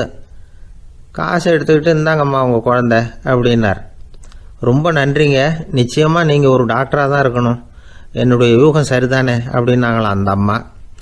அதுக்கு அவர், இல்லைங்க, நான் ஒரு இன்கம் டேக்ஸ் ஆஃபீஸர், வருமான வரி அதிகாரி அப்படின்னு சொல்லிவிட்டு போனாராம். ஒரு ஆள் இருந்தார், விலங்குகள் பேரில் அவருக்கு ரொம்பவும் பிரியம். அதனால் தன்னுடைய வீட்டில் ஒரு நாயை வளர்த்தார். அதே மாதிரி கழுதையையும் வளர்த்தார். அந்த கழுதை அவர் வீட்டு கொல்லை பக்கத்தில் நின்றுக்கிட்டு இருக்கும். ஏதாவது பொதி சுமக்கிற வேலை இருந்ததுன்னா அதை கவனிச்சிக்கும். அந்த நாய் வீட்டுக்குள்ளே இருக்கும். நாய்க்கு அந்த வீட்டில் ராஜ உபசாரம் தான். அதுக்கு அந்த வீட்டில் ஏகப்பட்ட மரியாதை. குளிக்கிறதுக்கு தனியாக சோப்பு, 2 வேளையும் பால், பிஸ்கட்டு, மத்தியானம் சாப்பாடு. அதுக்கு ஏதாவது உடம்பு சரியில்லைன்னா உடனே ஆஸ்பத்திரி வைத்தியம். ரொம்ப கொடுத்து வச்ச நாய். அந்த வீட்டு தலைவர் வெளியில் அப்படியே நடைப்பயிற்சி போனால் கூடவே இதுவும் போகும். அவர் மட்டும் தனியாக எங்கேயாவது வெளியில் போயிட்டு வந்தால் வீட்டுக்கு வந்த உடனே அந்த நாய் அவர்கிட்ட ஓடி வரும். அப்படியே எழும்பி முன்னங்கால் 2ஐயும் அவர் தோள் மேலே போட்டுக்கும். அவர் சிரிச்சுக்கிட்டே அது தலையில் செல்லமாக தட்டுவார். அவர் ஈசி சேரில் சாஞ்சிக்கிட்டு டிவி பார்ப்பார், பேப்பர் படிப்பார். அப்போலாம் அந்த நாய் அவருடைய காலடியில் படுத்துக்கும். அப்போ கூட அவர் தலையை செல்லமாக தடவி கொடுப்பார். அந்த நாய் படுக்கிறதுக்குன்னே ஒரு மெத்தை, சில சமயம் அது அங்கே இருக்கிற மேஜை நாற்காலி மேலே கூட ஏறி விளையாடும், சோஃபாவில் ஏறி உட்காந்துக்கும். இவ்வளவு செல்வாக்காக வளர்ந்தது அந்த நாய். இதையெல்லாம் அந்த கழுதை பார்த்துக்கிட்டே இருக்குது கொல்லை பக்கத்தில் இருந்து. பார்த்துட்டு அது யோசிக்க ஆரம்பிச்சுதான், என்ன இது, இந்த வீட்டில் நாம் தான் கழுதையாக உழைக்கிறோம், பொதி சுமக்கிறோம், நமக்கு ஒரு நல்ல சாப்பாடு கிடையாது, படுக்கை கிடையாது, ஒரு நாளாவது நம்ம தலையையோ முதுகையோ தடவி கொடுத்தது கிடையாது. ஆனால் அந்த நாய் இந்த வீட்டுக்காக ஒரு துரும்ப கூட அசைச்சதில்லை. அதை போய் இந்த வீட்டில் உள்ளவங்க இப்படி தலையில் வச்சு தாங்குறாங்களே அப்படின்னு யோசிச்சுது தான் அந்த கழுதை. ரொம்ப நேரம் யோசிச்சுவிட்டு அதுக்கப்புறம் ஒரு முடிவுக்கு வந்திருக்குது. சரி, இனிமேல் நாமளும் அந்த நாய் மாதிரியே நடந்து பார்ப்போம், அது மாதிரியே பிஹேவ் பண்ணுவோம், அப்போவாவது நமக்கும் அந்த மரியாதை கிடைக்குதா பார்க்கலாம் அப்படின்னு ஒரு திட்டம் போட்டுது மனசுக்குள்ள. உடனே அந்த திட்டத்தை செயல்படுத்தவும் ஆரம்பிச்சுது. அதாவது அந்த வீட்டில் அந்த நாய் என்னென்ன செய்யுதோ அதையெல்லாம் இதுவும் செய்ய ஆரம்பிச்சுட்டுது. அந்த வீட்டு எஜமான் எங்கேயோ வெளியில் சுற்றிவிட்டு ரொம்ப அசந்து போய் வீட்டுக்கு திரும்பி வந்துக்கிட்டு இருந்தான். உடனே இந்த கழுதை என்ன பண்ணிச்சு தெரியுமா, அவங்ககிட்ட ஓடி போச்சு. ஓடி போய் அந்த நாய் என்ன பண்ணுமோ அது மாதிரியே பண்ணிச்சு. அதாவது அந்த ஆள் தோள் மேலே தன்னுடைய முன்னங்கால் 2ஐயும் தூக்கி போட்டுவிடுது. அந்த ஆள் பயந்து போயிட்டான். அவனுக்கு ஒன்றும் புரியல, இது ஏன் இப்படி பண்ணுதுன்னு கொஞ்சம் ஒதுங்கி நின்னான். இது அவனை சுற்றி சுற்றி வருது, நாய் மாதிரி வாழை ஆட்டிக்கிட்டே சுற்றி சுற்றி வருது கழுதை. அவன் கிடுகிடுன்னு வீட்டுக்குள்ளே ஓடினான். இதுவும் பின்னாடியே ஓடிச்சு. அங்கே போய் நாய் மாதிரியே மேஜை நாற்காலி மேலே ஏறி குதித்து விளையாட ஆரம்பிச்சுட்டுது. சோஃபாவில் ஏறி உட்காருது. மேஜையில் இருந்த சாமான்லாம் கீழே விழுந்து உடையுது. கழுதை மேஜை மேலே ஏறி குதிச்சா என்னத்துக்கு ஆகும்? அந்த ஆள் பார்த்தான், சரி இந்த கழுதைக்கு என்னமோ ஆயிட்டுது அப்படின்னு முடிவு பண்ணான். ஒரு நல்ல கயிறாக பார்த்து கொண்டான்னா அது கால்லையும் கழுத்துலையும் கட்டினான். தரன்னு இழுத்துட்டு போனான். அடித்து கொல்லை பக்கத்தில் கட்டி போட்டுட்டான். அண்ணா ஆகாரம் எதுவுமே கொடுக்கல, பட்னி போட்டுட்டான். இப்போ அந்த கழுதை யோசனை பண்ணி பார்க்குதான், என்ன இது, நம்ம எஜமானுக்கு இன்னைக்கு என்ன ஆயிட்டுது இப்படி? அந்த நாய் பழகிறது மாதிரி தானே நாமளும் பழகணும். ஆனால் இந்த மனுஷன் நாயை அடிக்கலை, ஆனால் நம்மளை அடிக்கிறான். இப்படி கொண்டாந்து கட்டி போட்டானே, என்ன காரணமாக இருக்கும் அப்படின்னு யோசனை பண்ண ஆரம்பிச்சுட்டு தான் அந்த கழுதை. எதுக்கு இந்த கதைன்னா, இது மாதிரியே நாம கூட சில சமயம் யோசிக்கிறது உண்டாம். இயல்புலேருந்து மாறி நடக்க ஆரம்பிச்சிட்டோம்னா பல சமயங்களில் இப்படி யோசிக்கிறது மாதிரி தான் ஆகிடும். அதனால தான் ஒரு மனுஷன் எப்படி நடந்துக்கணுமோ அப்படி நடந்துக்கிட்டா தான் நமக்கு மரியாதை. வெறி நாய் கடிச்சுட்டா மனுஷன் அது மாதிரியே ஆகிடுறான். பார்த்தீங்களா, அவனோட இயல்பு மாறி போடுது. ஒருத்தனை பார்த்து இன்னொருத்தன் கேட்டானா, வெறி நாய் ஒன்று உன்னை கடிச்சுட்டா நீ என்ன பண்ணுவே அப்படின்னு கேட்டிருக்கான். நான் உடனே பேப்பரும் பேனாவும் கேட்பேன் நானா இவன். ஏன் உயில் எழுதுறதுக்கான்னு கேட்டிருக்கான் அவன். இல்லை, நான் யாரையெல்லாம் கடிக்கணும்னு ஒரு லிஸ்ட்டு தயார் பண்ணணும்ல, அதுக்காக அப்படின்னு நான். குடும்பத்தில் அப்படிலாம் இருந்து சமாளிக்கிறாங்க. குடும்பத்தில் ஒருத்தர் அனுசரிப்பு தன்மைங்கிறது ரொம்ப அவசியம். கணவன் மனைவின்னா அனுசரித்து போகணும்னு சொல்லுவாங்க. அதாவது ஒரு கணவன் அதுக்காக தான் அந்த காலத்துலலாம் ஒரு வீட்டுக்கு மாப்பிள்ளை தேடுறதுங்கிறது ஒரு பெரிய குடும்பத்தை நிர்வகிக்கிற அளவுக்கு ஒரு கணவனாக வரக்கூடிய எப்படி இருக்கணும் அப்படின்னா, அந்த காலத்தில் புலி வேட்டைக்கு போகணும். ஒரு பொண்ணுக்கு மாப்பிள்ளை தேடுறதுன்னா நம்ம தமிழ் பழக்கம் என்னென்னா, காட்டுக்கு போய் ஒரு புலியை வேட்டையாடிட்டு வரணும். அந்த புலி பல்லு அல்லது நகத்தை கொண்டுட்டு வரணும் அந்த இளைஞன். அதை வீட்டில் கொடுப்பான். அதை தான் கட்டி அதை இதாக கட்டுவாங்க, மாலையாக போடுவாங்க, தாலியாக கட்டுவாங்க. அதாவது வீரம் இருக்கா பையனுக்குன்னு பார்ப்பாங்க. ஒரு பொண்ணு வேணும்னா நீ முதல்ல வீட்டுக்கு பொண்ணு கேட்க போகக்கூடாது, காட்டுக்கு போகணும். போய் புலியை கொண்டு வா, அதுக்கப்புறம் தான் உனக்கு பொண்ணு அப்படின்னு சொல்லுவாங்க. இப்போவெல்லாம் ஏன் போகிறது இல்லைன்னா, இப்போலாம் ஒருத்தனை காட்டுக்கு போய் புலிப்பல் கொண்டு வான்னா புலி தான் மாப்பிள்ளையாக வரும்.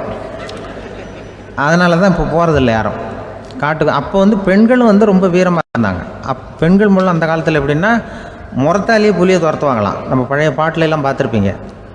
முறத்தால் புலியை விரட்டினாங்கன்னு வரும் பழைய பாட்டு. அந்த அளவுக்கு பெண்களுக்கு வீரம். இப்போ கல்யாணம் ஆகி இந்த காலத்தில் ஒரு கணவனை விரட்டிட்டு வந்தாங்களாம் முறத்தை எடுத்துக்கிட்டு. ஒரு மனைவி அவன் பயந்துட்டு வெளில ஓடி வரான். பின்னாடி முறத்தை எடுத்துகிட்டு அந்த அம்மா ஓடி வருது. இவனை தனியாக பிடிச்சி கொண்டு போய், என்னப்பா இந்த மனைவிட்டு இப்படி பயந்து ஓடி வரையே, முறத்தால் துரத்துறா இப்படி வரையே அப்படின்னு தான் அவன் அப்படியே தடுமாறிக்கிட்டு, அதெல்லாம் ஒன்றும் இல்லை, அவன் என்னை புலியாக நினைக்கிறா அப்படின்னு ஒரு பெருமையாக சொல்லிட்டானா. அந்த காலத்தில் புலியை தான் முறத்தால் விரட்டினாங்க, இப்போ புருஷனை விரட்டுறாங்க அப்படின்னு சொல்லி. அப்படி அந்த காலத்தில் கணவனுக்கு ஒரு குடும்பத்தை நிர்வகிக்கிற திறமை இருக்கா, உடல் வலிமை தான் முக்கியம். இப்போ கூட மதுரை பக்கத்தில் ஐயாவுக்கு தெரியும், அந்த இளவட்டக்கல்லுன்னு ஒரு ஊருக்கு ஊர் எல்லையில் கிடக்கும். ஊர் எல்லையில் ஒரு பெரிய கல் கிடக்கும். அந்த ஊருக்கு பொண்ணு கேட்க போகிறவங்க அந்த கல்லை தலைக்கு மேலே தூக்கி காட்டணும். அப்படியே தூக்கி தலைக்கு மேலே வசதி கீழே போடணும். அந்த வலு இருந்தால் தான் நீங்கள் அந்த ஊருக்குள்ளேயே போகலாம், பொண்ணு கேட்குறதுக்கு போகலாம். இல்லைன்னா நீ திரும்பி போக வேண்டியதான். அந்த வலிமை இருக்கா மாப்பிள்ளைன்னு பார்க்குறாங்க. இளவட்டக்கல்லுன்னு பேர். அப்போ என்ன பண்ணாங்கன்னா, ஒரு 1000 வருஷத்துக்கு முன்னாடி அந்த கல்லை தலைக்கு மேலே தூக்கி கீழே போடுவாங்களாம். ஒரு 500 வருஷத்துக்கு முன்னாடி அப்படி கொஞ்சம் தூரம் இடுப்பு அளவுக்கு தூக்கி கீழே போட்டுக்கிட்டு இருந்துருக்குறாங்க. அதுக்கப்புறம் ஒரு 100 வருஷத்துக்கு முன்னாடியெல்லாம் அப்படி முழங்கால அளவுக்கு அப்படி தூக்கி போட்டால் போகிறோம்னு வச்சுருந்தாங்களாம். இப்போ நான் அந்த ஊருக்கு என் கூட பழனிசாமின்னு ஒருத்தர் இருக்கார். அவர் போய், உனக்கு எப்படிப்பா இந்த ஊரில் கல்யாணம் ஆச்சு அப்படின்னா, இப்போலாம் நாங்கள் தொட்டு கும்பிட்டா போகிறோம், அதை அசைக்கிறது கூட இல்லை. அப்படி ஆகிட்டுது. ஒரு குடும்பத்தை கணவனாக வரப்போகிறவனுக்கான தகுதி அந்த காலத்தில் அப்படி இருந்து தான்.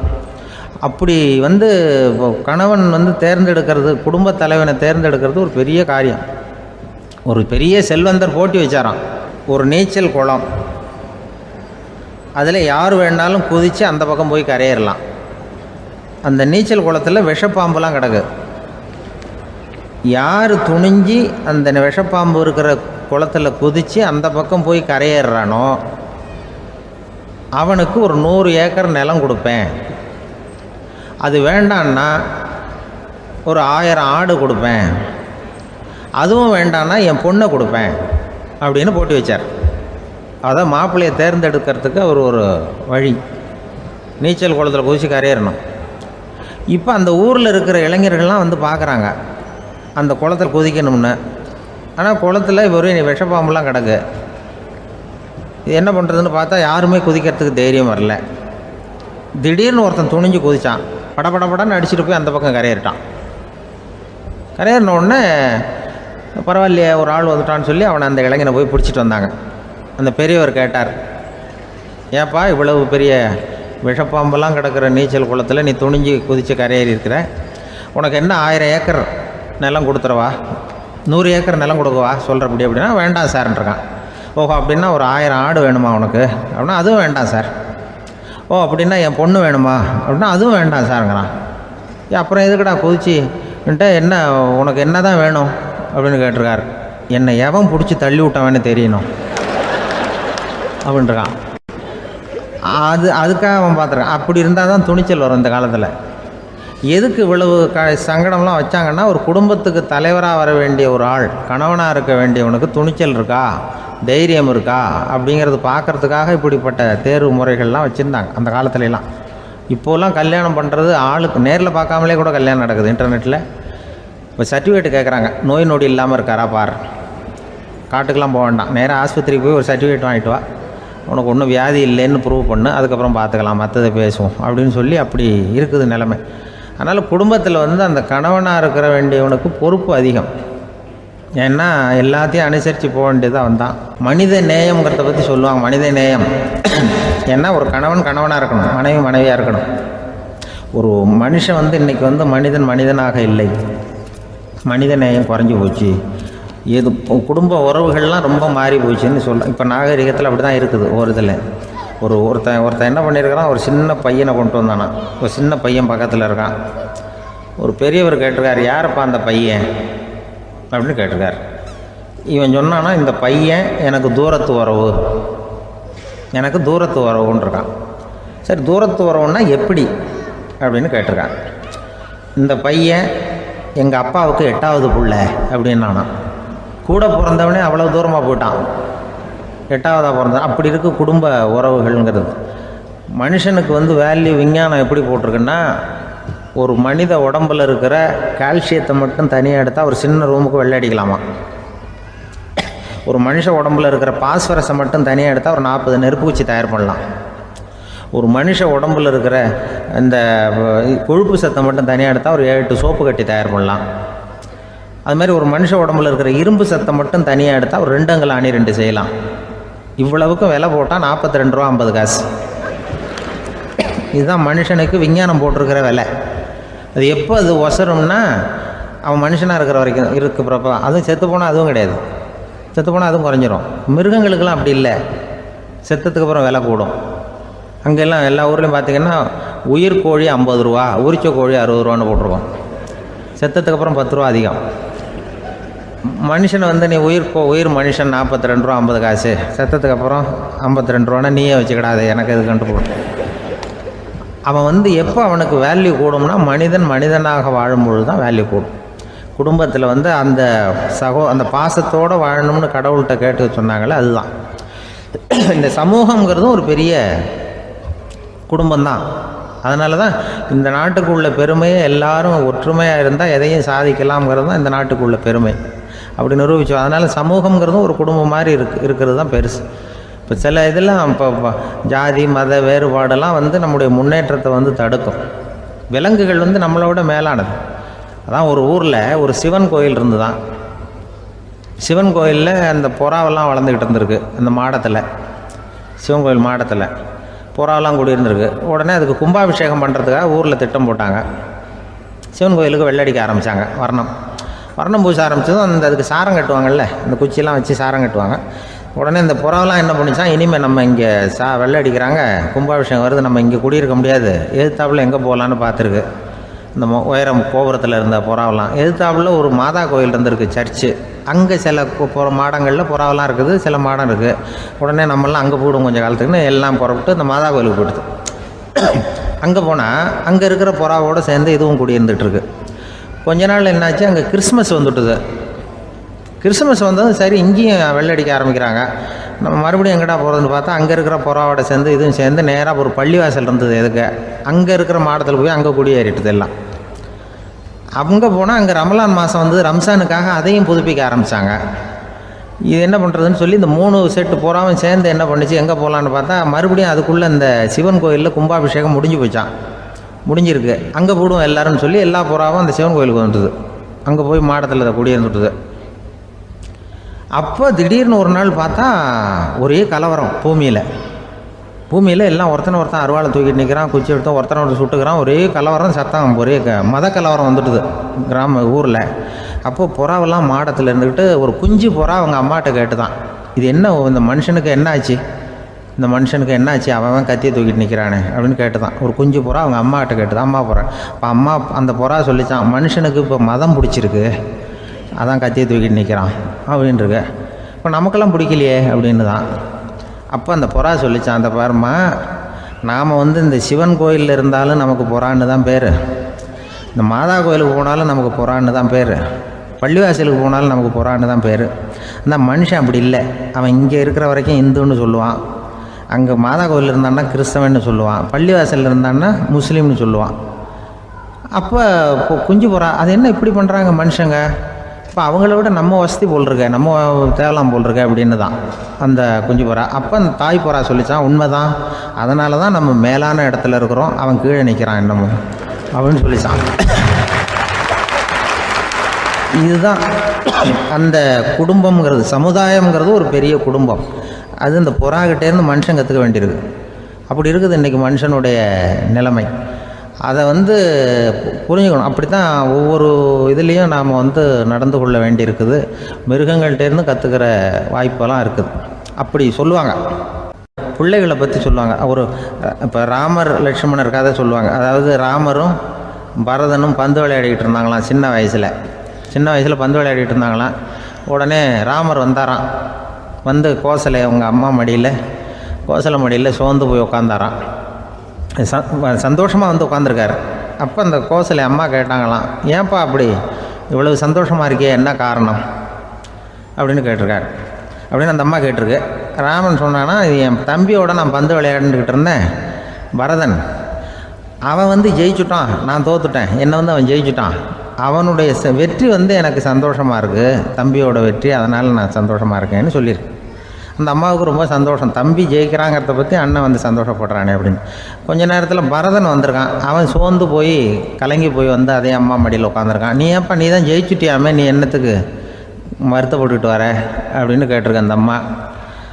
அப்போ பரதன் சொன்னானா, நான் ஜெயிக்கணுங்கிறதுக்காக அண்ணன் விட்டு கொடுத்தாரு, தோத்துட்டாரு, அதனால் எனக்கு வருத்தமாக இருக்குது, உண்மையில் அவர் தான் ஜெயிச்சிருக்க வேண்டியது, எனக்காக விட்டு கொடுத்தாரு அண்ணன், அதனால் நான் வருத்தப்படுறேன்னா. அப்போ அந்த அம்மா சொல்லிச்சான், இப்படி தான் தம்பியினுடைய வெற்றி அண்ணனை சந்தோஷப்படுத்துது, அண்ணனுடைய தோல்வி தம்பியை வருத்தப்பட வைக்குது, இப்படி தான் இருக்கணும் அண்ணன் தம்பின்னா, அப்படி தான் குடும்பத்திலையும் இருக்கணும்னு சொல்லி அந்த அம்மா சொன்னதாக சொல்லுவாங்க ராமாயண கதை. அதே போல் இப்போ இதில் வரும், நபிகள் நாயகத்தினுடைய பேரர்கள் பாத்திமாவனுடைய பிள்ளைகள் 2 பேர், ஹசன் ஹுசைன் 2 பேர் நபிகள் நாயகத்தினுடைய பேரன்மார்கள். அன்னை பாத்திமாவனுடைய குழந்தைகள். ஹசனும் ஹுசைனும் பேசிக்கிறதே இல்லையா கொஞ்ச நாள். இந்த அம்மாவுக்கு அதை பார்க்குறாங்க, ஏதோ அண்ணன் தம்பிக்குள்ளே ஏதோ தகராறு போல் இருக்கு, ஏன் பேசிக்க மாட்டேங்கிறாங்க அப்படின்னு சொல்லி அந்த பிள்ளைகளை கூப்பிட்டு வச்சு அந்த அம்மா புத்தி சொல்லிச்சான். இந்த பாருப்பா, நீ அண்ணன் தம்பிக்குள்ளே இது மாதிரி இருக்கக்கூடாது, உங்கள் பாட்டனார் ஒரு புத்திமதி சொல்லியிருக்காரு, உனக்கு தெரியுமா, ஒரு முஸ்லீம் இன்னொரு முஸ்லீமோடு 3 நாட்களுக்கு மேல் பேசாமல் இருந்தால் அது அவனை கொலை செய்வதற்கு ஒப்பாகும் அப்படின்னு நபிகள் நாயகம் சொல்லியிருக்கார், தெரியுமா உனக்குன்னு அந்த அம்மா சொல்லிச்சான். அப்போ அந்த தம்பிக்காரர் சொன்னாராம், ஹுசைன் சொல்லியிருக்கார், அதுவும் எனக்கு தெரியும், அதே தாத்தா பாட்டனார் என்ன சொல்லியிருக்காருன்னா, அந்த 2 பேரில் யார் முதல்ல சலாம் சொல்கிறாங்களோ, யார் முதல்ல முன்னாடி பேசுகிறாங்களோ அவங்களுக்கு சொர்க்கம் கிடைக்கும், இறைவனுடைய ஆசி கிடைக்கும்னு சொல்லியிருக்கிறார். அந்த ஆசி அண்ணனுக்கு கிடைக்கட்டுமேங்கிறதுக்காக நான் பேசாமல் இருக்கிறேன் அப்படின்னா. அந்த ராமனும் பரதனும் எப்படி இருந்தாங்களோ அப்படி தான் ஹசனும் ஹுசைனும் இருந்திருக்கிறார்கள். அந்த பாசம்தான் குடும்பத்தில் வேணும்.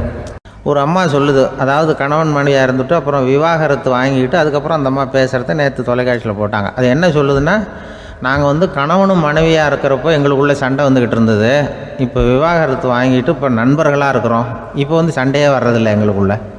அப்படி பாருங்கள், கணவன் மனைவியாக இருந்தப்போ சண்டை வந்து தான், விவாகரத்து வாங்கினது மறுபடியும் நாங்கள் நல்லபடியாக தான் இருக்கிறோம், ஒன்றும் எங்களுக்கு சண்டை வரல. அப்படி இருக்குது இப்போ காலம் போய்கிட்டுருக்கு. நேற்று அப்படி ஒரு இது என் கூட வேலை பார்க்குறப்போ ஒரு அம்மா இருந்தாங்க. அவங்க எப்போதும் அவங்க வீட்டுக்காரர் படத்தையே வச்சுருப்பாங்க, கையில் பத்திரமா வச்சுருப்பாங்க. அவ்வளவு மரியாதை மதிப்புன்னு சொல்லி நாங்கள்லாம் அவங்கள பெருசாக நினைப்போம். இது எதுக்குமா அவங்க வீட்டுக்காரர் படத்தை பத்திரமா இல்லை கையிலேயே வச்சுருக்கீங்களே, ஆஃபீஸுக்கெல்லாம் எடுத்துகிட்டு வச்சு அடிக்கடி எடுத்து பார்த்துக்குவாங்க. அவ்வளவு பிரியமாக அவங்க வீட்டுக்காரர் இல்லை. ஆமாம், எனக்கு ஏதாவது பிரச்சனை வந்துவிடுதுன்னா உடனே எங்கள் வீட்டுக்காரர் படத்தை எடுத்து பார்ப்பேன். பரவாயில்ல, இப்படி ஒரு இதாக, ஆமாம் இதை பார்த்துட்டு நினச்சிக்குவேன், இதை விட பிரச்சனை வேறு என்ன இருந்துட போகுது உலகத்தில் அப்படின்னு நினச்சிக்குவேன். உடனே எனக்கு எல்லாம் போயிடும் அப்படின்ட்டு தான். அப்படி ஒரு அம்மா இருந்தாங்க, இப்போவும் இருக்காங்க, வேலை பார்த்துக்கிட்டு இருக்காங்க. அப்படிலாம் இங்கே இருக்கிற தாய்மார்கள் பெண்கள் யாராவது அப்படி கூட பண்ணலாம். எப்போதுமே உங்கள் வீட்டுக்காரர் படத்தை கையில் வச்சுக்கோங்க. அது ஒரு யோசனை, குடும்பம் குதூகலமாக இருக்கிறதுக்கு அது ஒரு யோசனை. அதே மாதிரி இவங்களும் அவங்க படத்தை வச்சுக்கலாம். வச்சுக்கிட்டு பிரச்சனை வரும்பொழுது பார்த்துக்கணும், இதை விட நமக்கு என்ன வந்துட போகுது பெருசாக அப்படி தான் இருக்கணும். குடும்பம் நல்லபடியாக இருக்கணும்னா அதுக்கு இப்போ சொல்லுவாங்க, கடவுளே ஒரு வீட்டு கணவன் வீட்டு தலைவர் கனவுல வந்தாராம். கடவுள் இது மாதிரி உன்னை விட்டுட்டு உங்கள் குடும்பத்தை உன்னையெல்லாம் விட்டுட்டு போக போகிறேன்னா, அதனால் ஏதாவது வரம் வேணும்னா கேட்டு போய் வாங்கிக்கோ அப்படின்னு கடவுள் சொன்னாராம் அந்த குடும்ப தலைவர்கிட்ட. அவருக்கு என்ன கேட்குறதுன்னு புரியல. கடவுள் விட்டுட்டு போகிறேங்கிறார், ஏதாவது வரம் கேட்டுக்கோ அப்படின்னு நம்ம என்ன பண்ணுறது, என்ன கேட்குறதுன்னு ஒன்றும் புரியல. குழம்பிக்கிட்டு இருந்தான் அந்த ஆள் கனவில். இப்போ கடவுள் சொன்னாராம், சரி நீ ரொம்ப குழப்பமாக இருக்க, நாளைக்கு மறுபடியும் உன் கனவில் வரேன், அதுக்குள்ளே நீ முடிவு பண்ணி வை, உனக்கு என்ன வரம் வேணுமோ கேட்டு வாங்கிக்கோ, உனக்கு வரம் கொடுத்துட்டு நான் போயிடுறேன், உன்னை விட்டுட்டு போகிறதா நான் முடிவு பண்ணிட்டேன் அப்படின்ட்டுருக்காரு கடவுள். சரி ஒரு நாள் அவகாசம் கொடுங்க, நாளைக்கு நான் அதுக்குள்ளே முடிவு பண்ணி வைக்கிறேன்ட்டு அவர் வந்தார். மறுநாள் முழிச்சுக்கிட்டு மனைவி மகன் மக்கள் எல்லோரையும் கூப்பிட்டார், குடும்பத்தில் எல்லாரையும். இப்படி வாங்க, இது மாதிரி நேற்று கனவுல வந்தார் கடவுள், நம்மளை விட்டுட்டு போக போகிறாராம், என்ன வரம் வேணும்னு கேட்டு வாங்கிங்கோ அப்படின்னு போய் சொல்லிட்டார். என்ன கேட்குறதுன்னா அப்படின்னு அந்த கணவன் கேட்குறான். இந்த மனைவி சொல்கிறாங்க, என் உடம்பு பூரா நகையாக இருக்கணும் அப்படின்னு கேளு அப்படின்ட்டுருக்கு. அதுக்குள்ளே அந்த ஒரு பொண்ணு ஓடி அப்படிலாம் கேட்காதப்பா கடவுள்கிட்ட, இப்போ இருக்கிற சொத்து எவ்வளோ இருக்கோ அதுபோல் இன்னொரு பங்கு வேணும்னு கேளு அப்படின்னு. அந்த பையன் அவன் வேறு சொன்னான், அவன் அது நமக்கு இது போல் ஒரு 10 பங்காவது வேணும், 2 பங்களா கார் வேணும் அப்படின்னு அவன் ஒரு லிஸ்ட்டை கொடுத்தான். இவர் என்ன கேட்குறதுன்னு முடிவு பண்ணுறதுக்குள்ள அங்கே வேலை செய்கிற அம்மா, ஒரு வயசான அம்மா வந்திருக்கு, வேலை செய்கிற அம்மா. அது சொல்லிச்சான் இவர்கிட்ட, தப்பாரு கடவுள்கிட்ட அப்படிலாம் கேட்காதப்பா, நாளைக்கு வரும்பொழுது என்ன வர வேணும்னா எங்கள் குடும்பத்தில் எல்லாரும் அன்பாக இருக்கணும், பாசமாக இருக்கணும்னு கேட்டு வாங்கிக்கோ வரத்தை, அன்பு பாசம் குடும்பத்தில் எப்போதும் நிலவணும்னு கேட்டு வாங்கிக்கோ, வேற எல்லாம் நம்ம பார்த்துக்கலான்னு அந்த பெரியம்மா சொல்லிச்சான். மறுநாள் அதே மாதிரி படுத்து தூங்கினார். கடவுள் கனவுல வந்தார். கேட்கும்பொழுது இவர் சொன்னாராம், ஐயா எனக்கு எங்கள் குடும்பத்தில் நாங்கள் கணவன் மனைவி புள்ள குட்டி எல்லாம் பாசமாக இருக்கணும், அன்பாக இருக்கணும், இதுதான் எங்களுக்கு வர வேணும் அப்படின்னு கேட்டாராம். இவர் கேட்டதும் கடவுள் தலையை சொரிய ஆரம்பிச்சிட்டாராம். ஏன் என்ன யோசிக்கிறீங்கன்னு கேட்டிருக்காரு. நீங்கள் அன்பாக பிரியமாக இருந்தீங்கன்னா அப்புறம் ஏன் நான் உங்களை விட்டுட்டு போக போகிறேன், நான் ஏற்கனவே இல்லைங்கிறதுனால தான் உங்களை விட்டு போகலாம்னு முடிவு பண்ணியிருந்தேன். இப்போ நீங்கள் ஏற்கனவே பாசமாக இருந்தீங்கன்னா நான் இனிமேல் போக மாட்டேன், அதனால் ஏன் முடிவும் மாற்றிக்க வேண்டியது தான், உங்கள் கூட தான் இருக்க போகிறேன்னாராம். இப்படி ஒரு கதை சொல்லுவாங்க. அதனால் ஒரு குடும்பத்தில் அந்தந்த உறவு முறைகள் சரியாக இருக்கிற வரைக்கும் எல்லாம் நல்லாயிருக்கும். அங்கே தான் இறைவன் வாழும் இல்லம்ங்கிறாங்களே, அதுதான் அதில் அந்த குடும்ப தலைவருங்கிறவர் கணவன் அப்படிங்கிறதுனால அவருக்கு தான் பொறுப்பு. அவருக்கு நிறைய சகிப்புத்தன்மை வேணும், கோபம் வரக்கூடாது, யார் என்ன சொன்னாலும் போகணும். சில கணவன்மார்கள் எது சொன்னாலும் மனைவி தட்டுறதில்லை, அங்கே போனால் போவாங்க, எதுக்கு போக சொல்கிறேன்னு கேட்குறதில்ல, போகிறது, இங்கே வான்னா வர்றது. திருவள்ளூர் மனைவி இருந்தாருன்னு சொல்கிறாங்கல்ல, அது மாதிரி. அது எப்படின்னா ஒருத்தர் சொன்னார், அது அப்படி இல்லை, அதுக்கு ஒரு கதை சொன்னார். ஹிட்லர் வந்தாராம் ஒரு தடவை, ஒரு பெரிய கப்பல் மேலே, கப்பலுடைய மேல் தளத்தில் ஹிட்லர் வந்துக்கிட்டு இருக்கார்.